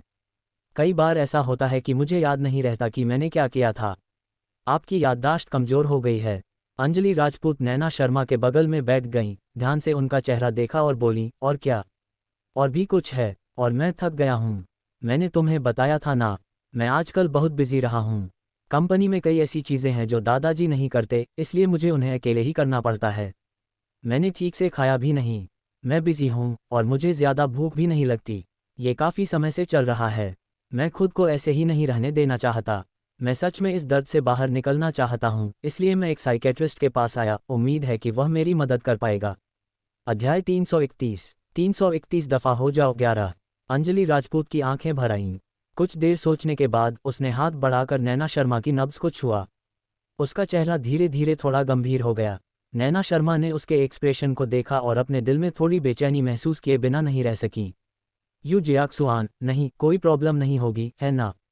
अंजलि राजपूत ने चुपचाप कुछ देर उसकी नब्ज़ देखी और फिर अपना हाथ हटा लिया। उसने अपनी आंखें उठाईं और नैना शर्मा को देखा। उसके लाल होंठ थोड़े खुले हुए थे। नैना, मुझे लगता है कि साइकेट्रिस्ट के पास जाने से पहले तुम्हें हमारे गायनेकोलॉजी डिपार्टमेंट में जाना चाहिए। अंजलि राजपूत, तुम्हारा क्या मतलब है? मैं ठीक हूँ, मुझे गायनेकोलॉजिस्ट के पास जाने की क्या ज़रूरत है? नैना शर्मा ने अपनी लार नीली और उसकी आवाज़ थोड़ी कांपने लगी।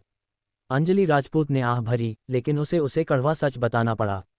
मुझे शक है कि तुम प्रेग्नेंट हो सकती हो। नामुमकिन। नैना शर्मा का पहला रिएक्शन था मना करना। मैंने हर बार बर्थ कंट्रोल पिल्स ली हैं। मेरे लिए प्रेग्नेंट होना नामुमकिन है। नैना, बर्थ कंट्रोल पिल का सक्सेस रेट 100% नहीं है। हर चीज़ में एक्सीडेंट हो सकता है। आपके लक्षण प्रेगनेंसी जैसे ही हैं और आपकी पल्स भी।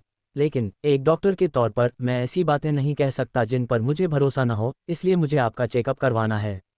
मैं अभी आपके लिए एक लिस्ट लिखूंगा और किसी को आपका चेकअप करने के लिए अरेंज करूंगा। अंजलि राजपूत उठी और डेस्क की तरफ जाने ही वाली थीं कि नैना शर्मा ने अचानक उनका हाथ पकड़ लिया, जैसे उन्हें किसी बात का डर हो, और वो मना करती रहीं, कोई ज़रूरत नहीं, मैं प्रेग्नेंट नहीं होंगी। मैं प्रेग्नेंट कैसे हो सकती हूँ? मैं नहीं होऊंगी, इसलिए चेक करने की कोई ज़रूरत नहीं, कोई ज़रूरत नहीं। नैना, ऐसे मत बनो। शांत हो जाओ, मुझे बस शक है और मैंने पक्का नहीं कहा। शायद मैं गलत हूँ। पूरी तरह से चेक करवाना हमेशा अच्छा होता है। जितनी जल्दी हमें पता चलेगा उतनी जल्दी हम प्लान बना सकते हैं, समझे? अंजलि राजपूत नहीं चाहती थी कि नैना शर्मा इतनी पैसिव और टालमटोल करने वाली रहें। उन्होंने बिना कोई वजह बताए अपना हाथ खींच लिया, डेस्क पर गईं, एक लिस्ट लिखी और फिर अपनी असिस्टेंट नर्स को अंदर बुलाया ताकि वह नैना शर्मा के साथ एग्जामिनेशन में जा सकें। नैना, तुम उसके साथ जा सकती हो। मेरे यहाँ अभी भी कुछ पेशेंट हैं। काम खत्म होने के बाद मैं आकर तुम्हें ढूंढ लूँगा। पवन, मेरी अच्छी बहन का ख्याल रखने में मेरी मदद करो। नज ने सिर हिलाया, ठीक है, चिंता मत करो। पूरे एग्जाम के दौरान नैना शर्मा का दिल भारी और परेशान था। उसे एक बार उम्मीद थी कि आर्यन सिंघानिया से उसका बच्चा होगा। उसकी भौहों और आंखों से, उसकी नाक और मुंह से, वह बच्चा पक्का दुनिया का सबसे सुंदर और प्यारा बच्चा होगा, क्योंकि यही उनके प्यार का क्रिस्टलाइजेशन था। लेकिन अब उनके बीच कोई प्यार नहीं था। सिर्फ कियारा के लिए नफरत थी और कियारा के लिए निराशा। इसके अलावा उसके पास कियारा खुराना और कियारा खुराना का बच्चा था। वे शादी करने वाले थे। इस समय अगर उसका बच्चा होता तो ये कितना अजीब होता। नहीं, वह बच्चा नहीं चाहती थी। वह बच्चा पैदा नहीं कर सकती थी। वह नहीं कर सकती थी। नैना शर्मा का दिमाग इतना टेंशन में था कि उनके सिर पर असर पड़ रहा था। उनके सिर में फिर से बहुत तेज दर्द हो रहा था। वह अपना सिर पकड़कर दर्द से कराहने से खुद को रोक नहीं पाई। नज नैना शर्मा के टेस्ट का रिजल्ट लेने गई। जब वह वापस आई तो उसने देखा कि नैना शर्मा बेंच पर बैठी है। उसे सिर दर्द हो रहा था, इतना दर्द कि उसका पूरा शरीर सिकुड़ गया था और उसका माथा ठंडे पसीने से भर गया था। नज चौंक गई। वह कुछ कदम आगे बढ़ी और उसे पकड़ लिया। मिस शर्मा, क्या हुआ? क्या सिर दर्द है? मैं आपको ब्रेन डिपार्टमेंट तक ले जाऊंगी। नैना शर्मा को दर्द की कोई परवाह नहीं थी। उसने बस नज का हाथ पकड़ा और बेचैनी से पूछा, क्या हुआ? बधाई हो, आप गर्भवती हैं, नज ने मुस्कुराते हुए कहा। नैना शर्मा के कानों में प्रेग्नेंट शब्द गूंजा। अचानक उसके सिर में तेज दर्द हुआ। उसकी नज़र धुंधली हो गई और वह बेहोश हो गई। अध्याय 332 दफ़ा हो जाओ 12। नैना शर्मा के कानों में प्रेग्नेंट शब्द गूंजा। अचानक उसके सिर में तेज दर्द हुआ। उसकी नज़र धुंधली हो गई और वह बेहोश हो गई। नज ने जल्दी से नैना शर्मा के गिरते शरीर को स्थिर किया और चिंतित होकर पास से गुजर रहे डॉक्टरों और नर्सों से मदद मांगी, कोई मदद करो। एक डॉक्टर आगे आए और उन्होंने नैना शर्मा की एक सिंपल जांच की और नज से पूछा, उनकी कंडीशन क्या है? मुझे लगता है कि यह सिरदर्द के कारण है, नज ने जवाब दिया। क्या तुम्हें सिरदर्द है? डॉक्टर ने नैना शर्मा की कनपटी और फिल्ट्रम पर दबाव डाला, लेकिन उसने कोई रिएक्शन नहीं दिया। उन्होंने साफ कहा, पहले इसे ब्रेन डिपार्टमेंट में देखने के लिए भेजते हैं। ये कहकर वह नीचे झुका, नैना शर्मा को सीधा उठाया और ब्रेन डिपार्टमेंट की ओर बढ़ गया। योजक चिन्ह। नैना शर्मा को अपने कान में हल्की सी आवाज़ महसूस हुई। कोई बात कर रहा था और उन्हें अपने सिर पर कुछ ठंडा सा चिपका हुआ भी महसूस हुआ। कुछ उस पर हिला और फिर कुछ उनके सिर पर दबा। अचानक यह एक जगह दबा और बहुत ज़्यादा दर्द हुआ। इस दर्द से नैना शर्मा की कंफ्यूज्ड चेतना तुरंत जाग गई और उन्होंने अचानक अपनी आंखें खोलीं। मिस शर्मा, आप जाग रही हैं? नज ने पूछा। नैना शर्मा ने अपनी तनी हुई आंखें घुमाईं और धीरे से नज की तरफ देखा। उसकी आंखें उलझी हुई से शांत हो गईं। उसके मन की यादें भी धीरे धीरे वापस आने लगीं, लेकिन वे थोड़ी धुंधली थीं, जिससे उसे पता नहीं चल रहा था कि उसकी यादें असली थीं या वह सपना देख रही थी। मिस शर्मा, आप कैसा महसूस कर रही हैं? क्या आप बेहतर महसूस कर रही हैं? नैना शर्मा ने नस को घूरा, उसके सूखे होंठ धीरे धीरे खुल रहे थे। लेकिन उसने नस के सवाल का जवाब नहीं दिया, लेकिन अपने दिल में चल रहे शक को एक एक करके पूछा, अभी अभी रिया, क्या तुमने मुझसे कुछ कहा? उसने कहा कि रिया प्रेग्नेंट थी। उसमें आखिरी कुछ शब्द कहने की हिम्मत नहीं थी। नैना शर्मा की आवाज़ बहुत धीमी थी, थोड़ी कांप रही थी और उनके हाथों ने अनजाने में बिस्तर के नीचे चादर पकड़ ली थी। नस थोड़ी हैरान हुई। आखिर वह तो बस 10 मिनट से ज़्यादा समय के लिए बेहोश हुई थी। उसे कैसे याद नहीं रहा कि उसने क्या कहा था? हालांकि उसके हैरान होने के बावजूद नज ने सच सच जवाब दिया, हाँ मिस शर्मा, रिजल्ट आ गए हैं। ये कन्फर्म हो गया है कि आप प्रेग्नेंट हैं। बच्चा लगभग 4 हफ्ते का है। तो यह कोई सपना नहीं था, बल्कि सच था। नैना शर्मा की लंबी घुंघराले पलकें जोर से कांपने लगी और उनका पूरा शरीर तुरंत ठंड से ढक गया। वह सचमुच गर्भवती थी। अगर वह 1 महीने से प्रेग्नेंट थी तो क्या इसका मतलब ये था कि वह उसी रात प्रेग्नेंट हो गई थी? रिया ने बर्थ कंट्रोल पिल्स क्यों लीं? वह साफ तौर पर ऐसा नहीं चाहती थी। वह साफ तौर पर आर्यन सिंघानिया से सारे रिश्ते खत्म करना चाहती थी। भगवान ने उसके साथ ऐसा क्यों किया? क्या यह आर्यन सिंघानिया से प्यार करने की उसकी सज़ा थी? लेकिन वह साफ तौर पर जानती थी कि वह गलत थी, लेकिन वह साफ तौर पर जाग गई थी, तो उसने फिर भी उसे जाने क्यों नहीं दिया? क्यों? वह आर्यन सिंघानिया से तलाक लेने वाली थी और आर्यन सिंघानिया कियारा खुराना से शादी करने वाला था। उसकी जिंदगी पहले ही एक मजाक बन चुकी थी। ये बच्चा अभी पैदा भी नहीं हुआ था, लेकिन ये पहले से ही एक मजाक था। उसकी आंखों के सामने धुंध छा गई और आंखों की गहराई में आंसू आ गए। नैना शर्मा हंसी, लेकिन वह हंसी दुखद और दुख भरी थी। नज ने देखा कि नैना शर्मा का चेहरा पीला पड़ गया था और ऐसा लग रहा था जैसे उनकी जान चली गई हो। वह चिंता किए बिना नहीं रह सकी। मिस शर्मा, क्या हुआ?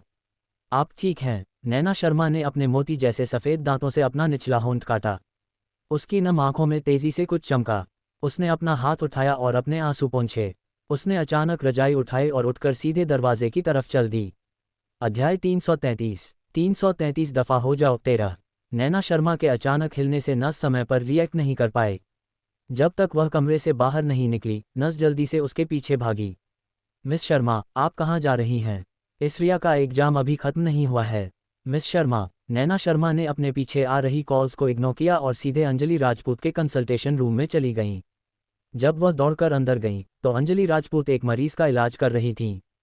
जब उन्होंने नैना शर्मा की लाल आंखें और पीला चेहरा देखा, तो वह एक पल के लिए हैरान रह गईं और फिर समझ गईं। उन्होंने सबसे पहले नैना शर्मा से कहा, सोफे पर बैठ जाओ। जब मैं इस मरीज को देख लूंगी तब हम बात करेंगे। नैना शर्मा ने कुछ नहीं कहा। वह धीरे धीरे सोफे तक गई और बैठ गई। अंजलि राजपूत ने अपना कंसल्टेशन खत्म करने के बाद मरीज को कंसल्टेशन रूम से बाहर भेज दिया। फिर उसने दरवाज़ा बंद किया, मुड़कर नैना शर्मा को देखा, जो सोफे पर लेटी हुई थी, और आह भरी। अंजलि राजपूत वाटर डिस्पेंसर के पास गईं, एक कप गर्म पानी डाला, सोफे पर गईं, बैठ गईं और कप नैना शर्मा को दे दिया। उन्होंने धीरे से कहा, पहले एक गिलास पानी पी लो। नैना शर्मा ने अपने घुटनों को हाथों से पकड़ा और अपने शरीर के निचले हिस्से को उन पर रख दिया। उसकी आंखें बेजान थीं और ऐसा लग रहा था जैसे उसकी आत्मा चली गई हो। उसने अंजलि राजपूत की बातें बिल्कुल नहीं सुनी। करण राजपूत ने अपना कप नीचे रख दिया। नैना, हम बहुत लंबे समय से अलग हैं। मुझे तुम्हारी अभी की हालत के बारे में कुछ नहीं पता, इसलिए मुझे नहीं पता कि तुम्हें कैसे दिलासा दूं। लेकिन अगर तुम चाहो तो मैं पहले की तरह तुम्हारा सबसे लॉयल लिसनर बन सकता हूं। तुम मुझे सब कुछ बताओगी, खुशी और दुख। ऐसा नहीं था कि नैना शर्मा अंजलि राजपूत को बताना नहीं चाहती थी, लेकिन वह सच में उन शर्मनाक और दिल दहला देने वाली बातों को याद नहीं करना चाहती थीं। उनका दिल पहले से ही बहुत दर्द में था और वह इतने दर्द में नहीं रहना चाहती थीं कि वह जी ना पाएं। नैना शर्मा ने कुछ नहीं कहा और अंजलि राजपूत ने भी उसे मजबूर नहीं किया। उसने सिर्फ इतना कहा, अगर तुम मुझे नहीं बताना चाहती तो कोई बात नहीं। तुम ईशा के साथ क्या करने का प्लान बना रही हो? उसने पहले भी उसे बर्थ कंट्रोल पिल्स के बारे में पूछने के लिए कॉल किया था और उसके अभी के रिएक्शन से यह साफ था कि वह बच्चे नहीं चाहती थी। अब जब बच्चा इतनी अचानक आ गया था, तो इसमें कोई हैरानी की बात नहीं थी कि वह इसे स्वीकार नहीं कर पा रही थी। बच्चा क्या करने की योजना बना रहा है? नैना शर्मा का हाथ अनजाने में भींच गया। उसने बहुत ज्यादा जोर लगाया और उसकी उंगलियों के सिरे पीले पड़ गए। उसने एक सांस ली और उसके होंठ कई बार खुले और बंद हुए। आखिर में उसने कहा, मुझे ये बच्चा नहीं चाहिए। अगर यह बच्चा किसी और समय होता तो वह जरूर चाहती, लेकिन अब वह ईशा को नहीं रख सकती थी। उसे इस बात का डर नहीं था कि वह इसका खर्च नहीं उठा पाएगी, बल्कि उसे इस बात का डर था कि वह उसे खुशी नहीं दे पाएगी और उसे खुशी से बड़ा नहीं होने देगी। क्योंकि इस बच्चे की किस्मत में पिता नहीं था। वह एक टूटे हुए परिवार में ही पैदा हुआ और बड़ा हुआ। वह एक पूरे परिवार की खुशी और अपनापन महसूस नहीं कर सका। उसने पहले भी यह अनुभव किया था और एक अधूरे परिवार का दर्द जानती थी। उसने खुद यह अनुभव किया था और वह नहीं चाहती थी कि उसका बच्चा भी ऐसा ही अनुभव करे। इसीलिए परी उसे जन्म देकर तकलीफ नहीं उठाना चाहती थी। नैना शर्मा की काली आंखें अंजलि राजपूत पर टिक गईं और उन्होंने कहा, अंजलि राजपूत, मेरे लिए ऑपरेशन का इंतजाम करो, जितनी जल्दी हो सके उतना अच्छा है। वह बहुत तेजी से बोली और एक ही सांस में बात खत्म कर दी, जैसे उसे डर हो कि अगर वह और धीरे बोली तो उसे पछतावा होगा और वह जाने में हिचकिचाएगी।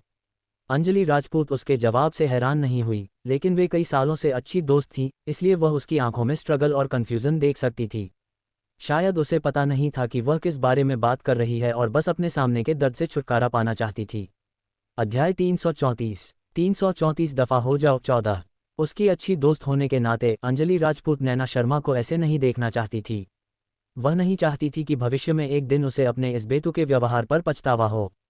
अंजलि राजपूत ने गंभीर चेहरे और गंभीर लहजे में नैना शर्मा को देखते हुए कहा, नैना, मैं नहीं चाहती कि तुम बिना सोचे समझे और बिना मतलब की स्थिति में कोई फैसला लो, इसलिए मैं अभी तुम्हारा जवाब नहीं मानूंगी।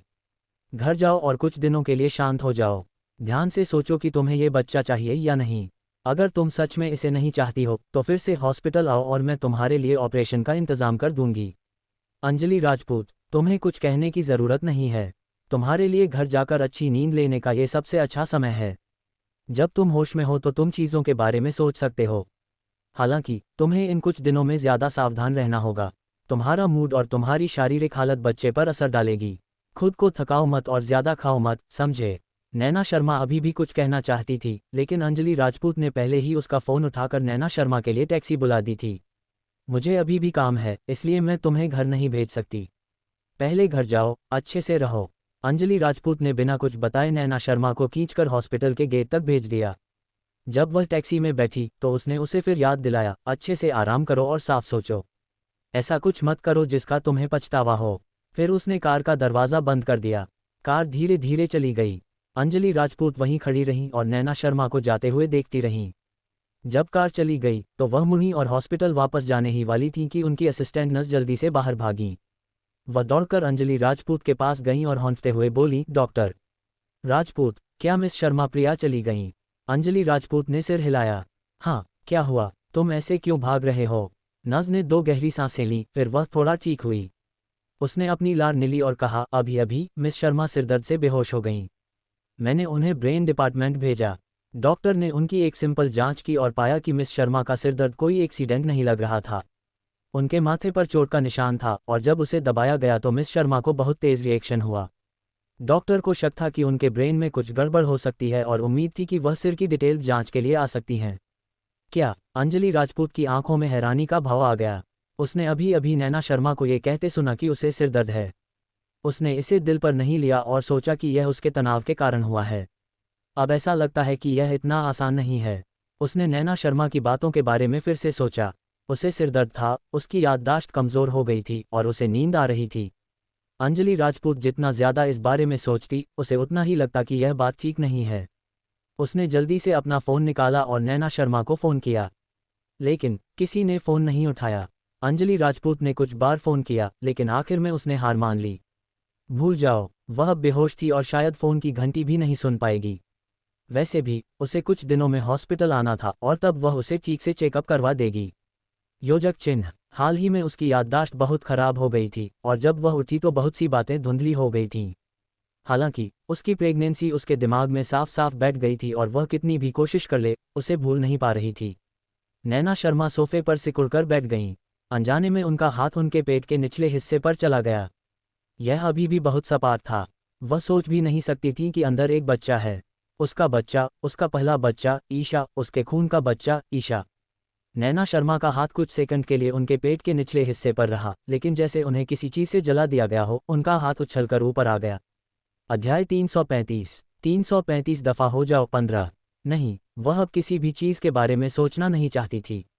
अगर वह इसके बारे में सोचती तो उसके मन में इसके लिए भावनाएं पैदा हो जातीं। एक बार जब उसके मन में इसके लिए भावनाएं पैदा हो जातीं तो वह इसे छोड़ नहीं सकती थी। वह इस बच्चे को नहीं रख सकती थी। नैना शर्मा अब इस बारे में और नहीं सोचना चाहती थीं। वह बिस्तर पर लेट गईं, अपनी आंखें बंद कर लीं और सोचा कि उठने के बाद वह अस्पताल जाएंगी और अंजलि राजपूत को बताएंगी कि उन्होंने फैसला कर लिया है कि वह उनके लिए ऑपरेशन का इंतजाम कर देंगी। इस दौरान नैना शर्मा आंखें बंद करते ही सो जाती थीं। आज भी ऐसा ही था। नैना शर्मा जल्दी सो गईं। बस जब वह सो रही थीं तो अचानक उनकी आंखों के सामने एक बच्चा आ गया। वह अपने खूबसूरत चेहरे पर बड़ी मुस्कान के साथ ज़मीन पर बैठ गया। वह खिलखिलाया और उसकी हंसी साफ और खूबसूरत थी, जिससे लोगों का दिल पिघल गया। नैना शर्मा को समझ नहीं आया कि अचानक कोई बच्चा यहाँ क्यों आ गया। वह उसकी मुस्कान से आकर्षित हुई, धीरे धीरे चलकर उसके सामने बैठ गई।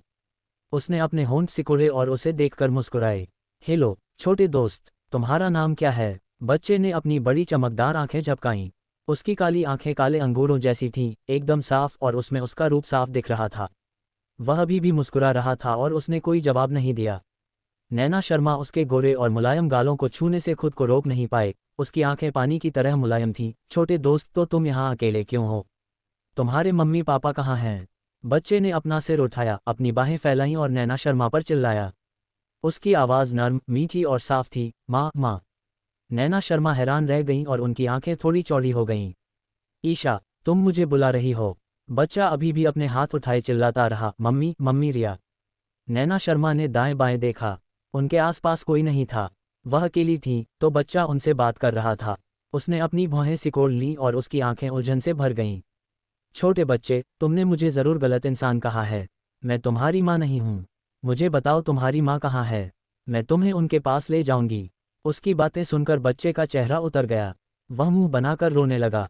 मम्मी, क्या तुम मुझे नहीं चाहती? क्या तुम मुझे नहीं चाहती? क्या तुम मुझे नहीं चाहती? ईशा। बच्चे के रोने में इल्ज़ाम भी थे और वह बहुत दुख भरी थी।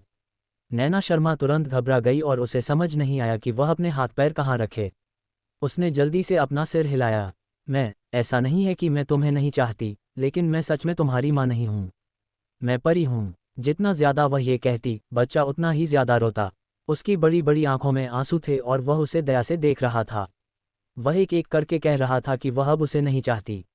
उसकी आंखें तेज ब्लेड की तरह थीं, जो उसके दिल में जोर से चुभ रही थीं।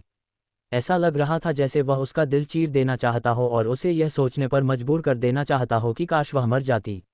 वह बच्चे के आंसू पोंछना चाहती थी, उसे गले लगाना चाहती थी और दिलासा देना चाहती थी, लेकिन जब उसने उसे पकड़ा तो उसका शरीर ट्रांसपेरेंट हो गया। जितना ज़्यादा वह उसे पकड़ना चाहती थी, उतनी ही तेज़ी से वह गायब हो गया। आखिर में वह उसकी आंखों से पूरी तरह गायब हो गया, सिर्फ उसकी तीखी शिकायतें उसके कानों में गूंजती रहीं। मम्मी, अब तुम मुझे नहीं चाहती? ईशा। नैना शर्मा अचानक बिस्तर से उठ बैठीं और हौंफने लगीं। धीरे धीरे संभलने के बाद उन्होंने अपनी आंखें उठाईं और चारों ओर देखा। उसके सामने साफ साफ वह होटल था जिसमें वह रुकी हुई थी। बच्चा कहाँ था? क्या वह सिर्फ एक सपना था? लेकिन वह सपना इतना साफ और इतना असली था। क्या यह उसके खिलाफ कोई शिकायत थी? अध्याय 336 दफ़ा हो जाओ 16। नैना शर्मा ने अपना सिर नीचे किया और उसकी नज़र अपने पेट के निचले हिस्से पर पड़ी। उसने अपने हाथ को कसकर भींचा और आखिर में वह धीरे धीरे उसके पेट पर आ गया। आधी रात को उसने अपना हाथ अपने पेट पर रखा, जैसे उसे अंदर की हलचल महसूस हो रही हो। क्या उसका बच्चा उसे नमस्ते कर रहा था? नैना शर्मा ने अपनी आंखें बंद कर लीं और उनकी आंखों के नीचे हल्की नमी आ गई। सपने में आए आवाज़ अब भी उसके कानों में गूंज रही थी, बार बार उसके दिल की धड़कनें बढ़ा रही थी। उसके दिल में कोई मजबूत दीवार नहीं थी, इसलिए वह धीरे धीरे टूट रही थी। क्या वह सच में उसे जन्म दे सकती थी?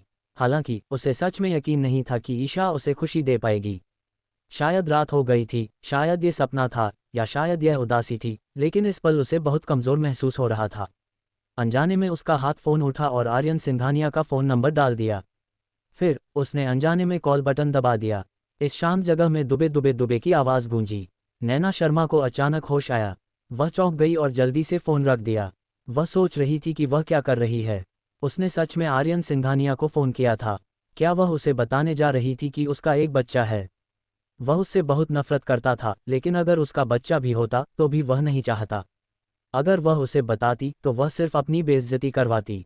क्या वह अक्सर ऐसा नहीं करती थी? तुम्हें सबक याद क्यों नहीं रहता? लेकिन आर्यन सिंघानिया अभी भी बच्चे के पिता थे। उन्हें जानने का अधिकार था। पहले तो वह इस बच्चे को नहीं चाहती थी, लेकिन अब जब वह इस सपने से परेशान थी तो उसे समझ नहीं आ रहा था कि क्या करे। वह बेरहम बनी रहना चाहती थी, लेकिन वह ऐसा नहीं कर सकती थी। उसके सारे प्लान इस बच्चे की वजह से खराब हो गए थे जो अचानक कहीं से आ गया था। वह अब हैरान, खोई हुई और उलझन में थी। अनजाने में उसकी नज़र फिर से फ़ोन पर पड़ी। अगर आर्यन सिंघानिया ने उसका किया हुआ कॉल देख लिया, अगर वह वापस कॉल करके उससे पूछ सके कि क्या हो रहा है, तो क्या वह भी उससे पूछ सकती थी कि वह उसके बच्चे के साथ क्या करना चाहता है। उसने पहले ही उसे भूलने, उससे तलाक लेने और अपनी ज़िंदगी अच्छे से जीने का फैसला कर लिया था। लेकिन बदलावों के साथ प्लान नहीं चल पा रहे थे। ऐसे नाजुक और खोए हुए समय में वह जिस एक इंसान पर भरोसा करना चाहती थी और जिस एक इंसान पर वह भरोसा कर सकती थी, वह यही आदमी लग रहा था जो उससे दिलो जान से नफरत करता था। ऐसा नहीं था कि वह इस बच्चे का इस्तेमाल कुछ पाने के लिए करना चाहती थी। बस उसे सच में किसी ऐसे की ज़रूरत थी जो उसे सलाह दे और सही रास्ता दिखाए। आर्यन सिंघानिया, चाहे वह एक आदमी हो या एक पिता, वह इंसान था जिसे बोलने का सबसे ज़्यादा हक था। नैना शर्मा अभी भी अपनी कल्पना को उड़ान दे रही थी, तभी अचानक उनका मोबाइल फ़ोन बज उठा। नैना शर्मा चौंक गईं और एक पल में उनके विचार पीछे हट गए। उनकी काली आंखें फ़ोन स्क्रीन पर पड़ीं। उस पर आर्यन सिंघानिया का नाम उछल रहा था। नैना शर्मा का दिल जोर से धड़कने लगा और उनकी सांसें रुक गईं। आर्यन सिंघानिया का फ़ोन वापस आया। नैना शर्मा का हाथ कांप रहा था। उसने मुश्किल से निगला, गहरी सांस ली और खुद को शांत करने की कोशिश की। फिर उसने बटन दबाया। उसने फ़ोन कान पर लगाया और आर्यन सिंघानिया को बुलाने ही वाली थी। लेकिन जैसे ही वह सिंघानिया शब्द कहने वाली थी, दूसरी पार्टी ने उससे पहले बात की। यह एक महिला की आवाज़ थी। हेलो। सिर्फ एक शब्द ने उसकी सारी हिम्मत और थोड़ी देर की कमजोरी को खत्म कर दिया था। योजक चिन्ह। 2 दिन बाद नैना शर्मा अस्पताल गईं। अंजलि राजपूत ने नैना शर्मा की तरफ देखा, जो उनके सामने बैठी थीं और बहुत शांत थीं। वह एक पल के लिए चुप रहे और फिर हल्के से अपना मुंह खोला। क्या तुमने इसके बारे में सोचा है? अध्याय 337। 337 दफ़ा हो जाओ। 17। खिड़की से सूरज की रोशनी आ रही थी और कमरे में हल्की गर्मी महसूस हो रही थी। क्लिनिक में बहुत शांति थी और सिर्फ ह्यूमिडिफायर के स्प्रे करने की हल्की आवाज़ सुनाई दे रही थी। नैना शर्मा ने अपनी भौहें नीचे कर लीं। ये साफ नहीं था कि वह हैरान थी या कुछ सोच रही थी, लेकिन उसने अंजलि राजपूत के सवाल का जवाब नहीं दिया। अंजलि राजपूत ने जल्दबाजी नहीं की। इस तरह की चीज़ों के बारे में ध्यान से सोचना पड़ता है। आखिरकार यह एक जिंदगी थी। काफ़ी देर बाद नैना शर्मा को आखिरकार होश आया। उसने अपनी काली आंखें उठाईं और अंजलि राजपूत को देखा। उसने अपने लाल होठों को भींचा और धीरे से कहा, मैंने इसके बारे में पहले ही सोच लिया है। अंजलि राजपूत ने हाथ में पेन लेकर टेबल पर थपथपाया। तो नतीजा क्या है? अंजलि राजपूत, क्या आप मुझे सर्टिफिकेट दिलाने में मदद कर सकती हैं? नैना शर्मा का हाथ अनजाने में टेबल पर कस गया। फिर उन्होंने अंजलि राजपूत की तरफ देखा और बाकी शब्द एक एक करके बोले, बच्चे के 6 हफ्ते का होने का सर्टिफिकेट लिखने में मेरी मदद करें। उद्धरण चिन्ह अल्पविराम प्रश्नवाचक चिन्ह उद्धरण चिन्ह। अंजलि राजपूत हैरान रह गईं और उनकी आंखें थोड़ी चौड़ी हो गईं। उन्हें पहले लगा था कि नैना शर्मा आखिर में ये बच्चा नहीं चाहती और चाहती थीं कि वह ऑपरेशन का फॉर्म लिख दें। उन्हें उम्मीद नहीं थी कि रिया सर्टिफिकेट लिख देंगी। अंजलि राजपूत ने उलझन में भौहें चढ़ाईं। नैना, तुमने ये सर्टिफिकेट क्यों जारी किया? और बच्चा तो सिर्फ 4 हफ्ते का है। नैना शर्मा के होंठ मुड़ गए, लेकिन वह सिर्फ कड़वी मुस्कान ही दे सकी। बच्चा सिर्फ 4 साल का था, लेकिन उसे यह साबित करना था कि वह 6 हफ्ते का है। वह अंजलि राजपूत को वजह नहीं बताना चाहती थी। आखिरकार उसे आर्यन सिंघानिया के साथ अपने रिश्ते के बारे में कुछ नहीं पता था। उसने उसे पहले भी नहीं बताया था और अब उसे नहीं पता था कि कहाँ से शुरू करे। तो नैना शर्मा ने बस इतना कहा, अंजलि राजपूत प्लीज़ मेरी मदद करो। अंजलि राजपूत ने नैना शर्मा का चेहरा देखा और आहें भरने से खुद को रोक नहीं पाईं। वह देख सकती थी कि उन्होंने बहुत कुछ झेला है और बहुत दर्द सह रही हैं। वह अपना बोझ दूसरों के साथ बांटना चाहती थीं, लेकिन उन्होंने इसे अपने दिल में ही छिपा लिया, जिससे लोगों का दिल दुखता था। हालांकि वह उनसे वह कहने के लिए मजबूर नहीं करती थी जो वह नहीं कहना चाहती थीं। हर किसी के दिल में एक जगह होती थी जिसे बाहरी लोग छू नहीं सकते थे। एक दोस्त के तौर पर वह उनका सम्मान करती थीं और समझती थीं। नैना, नियमों के अनुसार मैं ऐसा सर्टिफिकेट नहीं दे सकता जो तथ्यों के अनुरूप न हो, लेकिन तुम मेरी अच्छी बहन हो। भले ही यह नियमों के विरुद्ध हो, फिर भी मुझे इस बार तुम्हारी मदद करनी होगी, है ना? नैना शर्मा की आंखों में प्यार भर आया। वह अंजलि राजपूत का हाथ थामे बिना नहीं रह सकी और उनके लहजे में कहा, अंजलि राजपूत थैंक यू। चलो भी, मुझे धन्यवाद देने की कोई ज़रूरत नहीं है।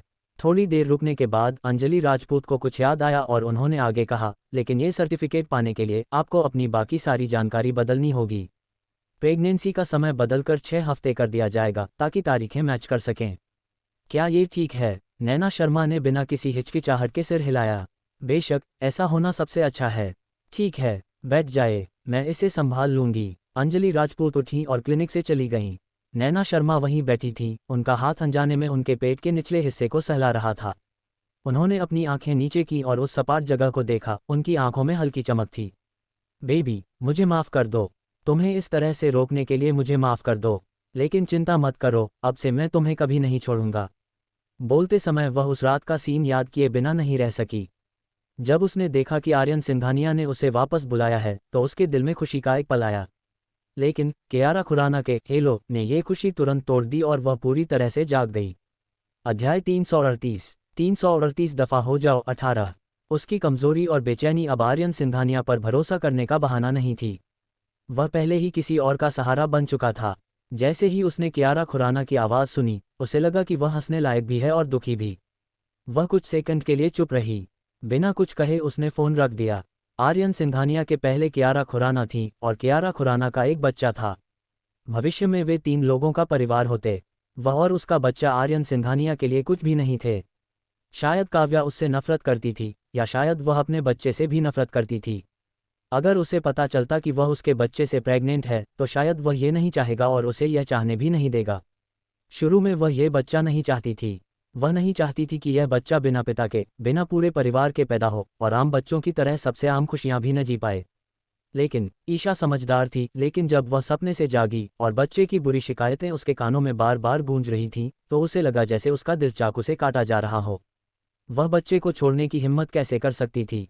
उसने अनजाने में आर्यन सिंघानिया पर उम्मीदें लगा रखी थीं, उम्मीद थी कि वह उसे बताएगा कि उसे क्या करना चाहिए। यह उसका अब तक का सबसे बुरा फैसला था। खुशकिस्मती से नैना के इस फैसले से कोई बड़ी गलती नहीं हुई। उसके बाद वह 2 दिन तक संघर्ष करती रही और हिचकिचाती रही। प्यार सच में एक खास चीज़ थी। सिर्फ 2 छोटे दिनों में उसे लगा जैसे बच्चे ने उसके शरीर में जड़ें जमा ली हैं और वे मजबूती से जुड़ गए हैं। उसे न चाहने का ख्याल धीरे धीरे कम होता गया। आखिर में वह ये भी नहीं कह सकी कि वह अब उसे नहीं चाहती। हो सकता है कि उसे इस बच्चे को खुशी देने का कॉन्फिडेंस न हो, लेकिन वह उसे दुनिया की सभी अच्छी चीज़ें देने की पूरी कोशिश करेगी ताकि वह खुश रहे और खुशी खुशी बड़ा हो। वैसे भी उसमें किसी दूसरे इंसान से प्यार करने की काबिलियत नहीं थी। वह अपना सारा प्यार अपने बच्चे को दे सकती थी। उनके साथ रहने के लिए इतना ही काफ़ी था। लेकिन भविष्य में इस बच्चे के साथ अच्छे से रहने के लिए, ताकि वह उसके साथ रहे, सबसे पहले उसे आर्यन सिंघानिया से अपनी शादी पूरी तरह तोड़नी होगी। तभी बच्चा सिर्फ उसका होगा। आर्यन सिंघानिया की बात करें तो उससे बदला लेने के लिए वह उसे खींच रही थी और उसे तलाक देने को तैयार नहीं थी। पहले वह इससे ठीक रह सकती थी क्योंकि यह सिर्फ एक टाइटल था, लेकिन अब उसे तेज और सटीक होना था और सब कुछ खत्म करना था। अंजलि राजपूत के वापस आने के बाद वह नैना शर्मा के लिए 6 हफ्ते की प्रेगनेंसी का सर्टिफिकेट लेकर आया और उसने उसे दे दिया। नैना शर्मा ने लिस्ट ली और उसे ध्यान से देखा। उसकी नज़र 2 शब्दों 6 हफ्ते पर टिकी थी। उसकी आंखें सिकुड़ गईं और फिर वह दौड़कर अंजलि राजपूत के पास गई और सच्चे दिल से फिर से धन्यवाद कहा। अंजलि राजपूत ने धीरे से आह भरी। क्या मैं दोस्त बनाने में अच्छी नहीं हूँ? नैना शर्मा ने लिस्ट एक तरफ रख दी और मुस्कुराई। अंजलि राजपूत, मुझे अभी भी कुछ काम है, इसलिए मुझे जाना होगा। मैं तुम्हें बाद में खाना खिलाऊंगी और हम फ़ोन पर टच में रहेंगे। ठीक है, अगर आपको कोई अर्जेंट काम है तो कर लीजिए। लेकिन क्योंकि आपने इस बच्चे को रखने का फैसला किया है, इसलिए आपको आराम पर ध्यान देना होगा और खुद को थकाना नहीं होगा। अगर कोई प्रॉब्लम हो तो मुझे तुरंत कॉल करना, कृष राजपूत ने हमेशा की तरह उसे याद दिलाया। मुझे पता है, मैं जा रही हूँ। नैना शर्मा उठकर चली गईं। नैना शर्मा के कुछ मिनट के लिए जाने के बाद अंजलि राजपूत को याद आया कि उसने नैना शर्मा को नहीं बताया था कि उसे सिरदर्द है और उसे चेकअप की ज़रूरत है। अंजलि राजपूत ने उसके सिर पर थपथपाया और जल्दी से उसके पीछे भागी। अध्याय 339 दफ़ा हो जाओ 19। जब अंजलि राजपूत ने उसका पीछा किया तो नैना शर्मा पहले ही कार स्टार्ट कर चुकी थी। उसने उस तरफ आवाज़ लगाई, लेकिन नैना शर्मा ने सुना नहीं। उसने एक्सेलरेटर दबाया और कार निकल गई। अंजलि राजपूत के पास अपना फ़ोन निकालने के अलावा कोई चारा नहीं था। वह नैना शर्मा को फ़ोन करना चाहती थी, लेकिन उसने ध्यान रखा कि वह गाड़ी चला रही थी, इसलिए उसने उसे मैसेज भेजकर जल्द से जल्द हॉस्पिटल आने को कहा। उसे अपने सिरदर्द का पता लगाना था। नैना शर्मा अस्पताल से निकलने के बाद सीधे वकील की बिल्डिंग में चली गईं। उसका वकील पहले से ही ऑफिस में उसका इंतज़ार कर रहा था। उसके अंदर जाने के बाद वकील ने उसे बैठने के लिए बुलाया और सेक्रेटरी से उसके लिए एक कप चाय बनाने को कहा। नैना शर्मा अब वकील से बात करने के मूड में नहीं थी और सीधे सीधे बोली, वकील वाधवा, क्या आपने वो चीज़ें तैयार कर ली हैं जो मुझे चाहिए? हाँ, मैं तैयार हूँ। वकील वाधवा ने सिर हिलाया। लेकिन मुझे आपसे एक बार और पूछना है, क्या आप सच में तलाक चाहते हैं? हाँ, मुझे पूरा यकीन है।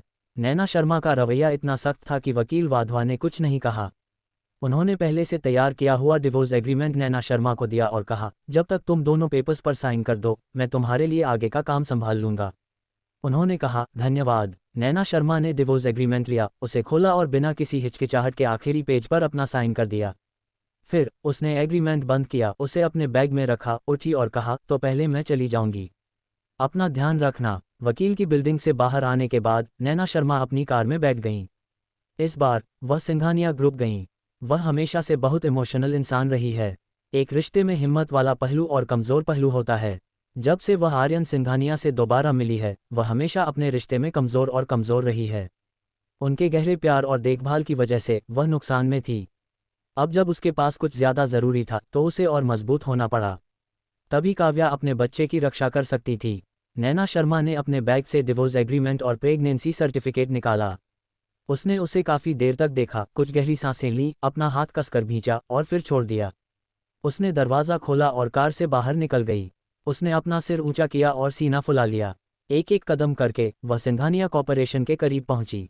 जब असिस्टेंट विक्रम को फ्रंट डेस्क से कॉल आया कि नैना शर्मा आर्यन सिंघानिया से मिलना चाहती हैं, तो उनका चेहरा उतर गया। उन्हें साफ पता था कि नैना शर्मा यहाँ क्यों आई हैं।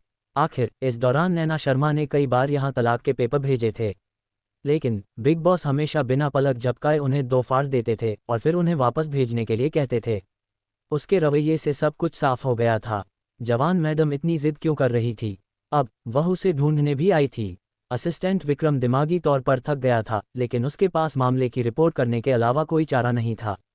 उसने इंटरनल लाइन दबाई और दूसरी तरफ से उठाने का इंतजार किया। फिर उसने कमजोरी से कहा, बी बॉस सिंघानिया, वो जवान मैडम नैना यहीं है। वो अभी नीचे है। नैना आपसे मिलना चाहती है। ऐसा नहीं था कि असिस्टेंट विक्रम डरपोक था, लेकिन उसके बॉस का गुस्सा हाल ही में बहुत खराब था, इसलिए उसे सावधान रहना पड़ा। फोन पर दूसरी तरफ आर्यन सिंघानिया एक पल के लिए चुप हो गए। फिर उन्होंने गुस्से से कहा और ठंडी आवाज में कहा, उसे ऊपर आने दो। योजक चिन्ह। जब नैना शर्मा ने ऑफिस का दरवाज़ा खोला तो आर्यन सिंघानिया की पीठ उनकी तरफ थी और वह फर्श से छत तक की खिड़की के सामने खड़ी थीं। उनका फिगर लंबा और सीधा था। उनके शरीर पर फिटिंग सूट शर्ट उनके सेक्सी और मजबूत फिगर को दिखा रही थी। वह हमेशा की तरह हैंडसम और चार्मिंग थे। अध्याय 340 दफ़ा हो जाओ 20। इस पल भी नैना शर्मा ने कभी मना नहीं किया था कि यह आदमी कितना आकर्षक था, वरना वह बार बार अपना दिल नहीं खोती, उसमें डूबती नहीं और खुद को उससे बाहर नहीं निकाल पाती। हालांकि आखिरकार वह साफ साफ देख पाई कि इस घातक आकर्षण के नीचे एक घातक जहर था। नैना शर्मा की आंखों के नीचे थोड़ी कड़वाहट तैर गई। उसने आंखें बंद की, हल्की सांस ली और खोली। उसकी आंखें शांत थीं। वह कुछ कदम आगे बढ़ी और आर्यन सिंघानिया से 3 कदम पीछे रुक गई। उसने उसे देखा और उसके लाल होंठ थोड़े से खुल गए। आर्यन सिंघानिया, मैं आज तुमसे तलाक के बारे में बात करने आई हूँ। आर्यन सिंघानिया हंसा। वह धीरे से मुड़ा और नैना शर्मा की तरफ देखा। उसके होंठों के कोने तिरछे थे, लेकिन आंखें ठंडी थीं। उसकी बातों का लहजा बहुत ही मामूली लग रहा था। नैना शर्मा, इस मामले में मुझे लगता है कि हम पहले ही गहराई से बात कर चुके हैं। क्यों? क्या तुम अभी भी नहीं समझी? आर्यन सिंघानिया ने जानबूझकर दीप शब्द पर जोर दिया, जिससे नैना शर्मा के शांत चेहरे पर उदासी छा गई। उसमें अब भी हिम्मत थी कि वह उस रात उसके साथ जो हुआ उसे याद करे। अगर वह रात न होती तो वह प्रेग्नेंट ही नहीं होती और उसे यहाँ खड़े होकर उससे मोलभाव नहीं करना पड़ता। नैना शर्मा ने अपना निचला होंठ काट लिया और शरीर के दोनों तरफ लटके हाथों को कसकर भींच लिया। लेकिन उसके गाल अभी भी लाल थे, हालांकि यह गुस्से की वजह से था। आर्यन सिंघानिया की आंखों में शैतानी की एक झलक दिखाई दी। वह अचानक एक कदम आगे बढ़ा और नैना शर्मा के सामने चला गया। उसका सुंदर चेहरा अचानक नैना शर्मा के सामने बड़ा हो गया। नैना शर्मा चौंक गई और पीछे हटना चाहती थी, लेकिन आर्यन सिंघानिया का हाथ उससे एक कदम आगे था और उसने उसकी कमर को लपेटकर उसकी हरकतों को रोक दिया। उसने उसे अपने सामने पकड़ लिया। जब उसके पतले होंठ नैना शर्मा के होंठों को चूमने वाले थे तो वह उसके कान के पास झुका। आर्यन सिंघानिया ने धीरे से उसके पतले होंठ खोले और अपनी आवाज़ धीमी कर ली और ज़्यादा फ्लर्ट करने लगी, या तुम्हें अभी भी मेरी ज़रूरत है? मैं तुम्हें फिर याद दिलाऊंगा। आर्यन सिंघानिया की बेशर्म बातों से नैना शर्मा को इतना गुस्सा आया कि उसकी छाती जोर से ऊपर नीचे होने लगी। उसने हाथ उठाया और पूरी ताकत से आर्यन सिंघानिया को धक्का दिया। उसने उसे गुस्से से घूरा। आर्यन सिंघानिया, तुम कमीने। आर्यन सिंघानिया को बिल्कुल भी गुस्सा नहीं आया जब उसे धक्का दिया गया। उसने नैना शर्मा का गुस्से वाला छोटा सा चेहरा देखा और अपने दिल में थोड़ा आराम महसूस किया। उसे कभी भी नैना शर्मा के गुस्सा होने का डर नहीं था, न ही उसे नैना शर्मा के गुस्सा होने का डर था। उसे डर था तो उसके शांत और बेपरवाह चेहरे का, क्योंकि वह ऐसी दिखती थी जैसे उसे कोई हरा न सके। वह चाहे कुछ भी कर ले, वह उसे रिएक्ट करने के लिए बिल्कुल भी उकसा नहीं सकता था। आर्यन सिंघानिया ने अपनी बाहें मोड़कर उसे दिलचस्पी से देखा। नैना शर्मा, अगर तुम आज मेरे साथ पति पत्नी की जिम्मेदारियां निभाने आए हो तो मैं तुम्हारा खुले दिल से स्वागत करता हूं। अगर कुछ और है तो माफ़ करना, मैं बहुत बिजी हूं। प्लीज़ वापस आ जाओ। नैना शर्मा ने आर्यन सिंघानिया की बातें सुनी और सच में दौड़कर उसे फिर से थप्पड़ मारना चाहती थीं। पिछली बार जब उन्होंने उसे थप्पड़ मारा था तो वह बहुत हल्का था, इतना हल्का कि उसे सबक याद ही नहीं रहा। लेकिन नैना शर्मा जानती थी कि अगर वह अब आर्यन सिंघानिया से सच में नाराज़ हुई तो वह उसके जाल में फंस जाएगी। इसलिए वह जल्दबाजी में नहीं आ सकती थी। उसे शांत होना होगा। शांत होकर ही उसे बातचीत में जीतने का मौका मिलेगा। और आज वह इसलिए आई क्योंकि वह सिर्फ खुद को जीतने दे सकती थी और हार नहीं सकती थी। नैना शर्मा ने गहरी सांस लेने की पूरी कोशिश की और अपने दिल के गुस्से को जबरदस्ती दबाया। उसने आंखें उठाईं और आर्यन सिंघानिया को देखा। उसके होंठों के कोने हल्के से मुड़े। फिर उसने एक एक शब्द कहा, आर्यन सिंघानिया, मैंने तुम्हें धोखा दिया।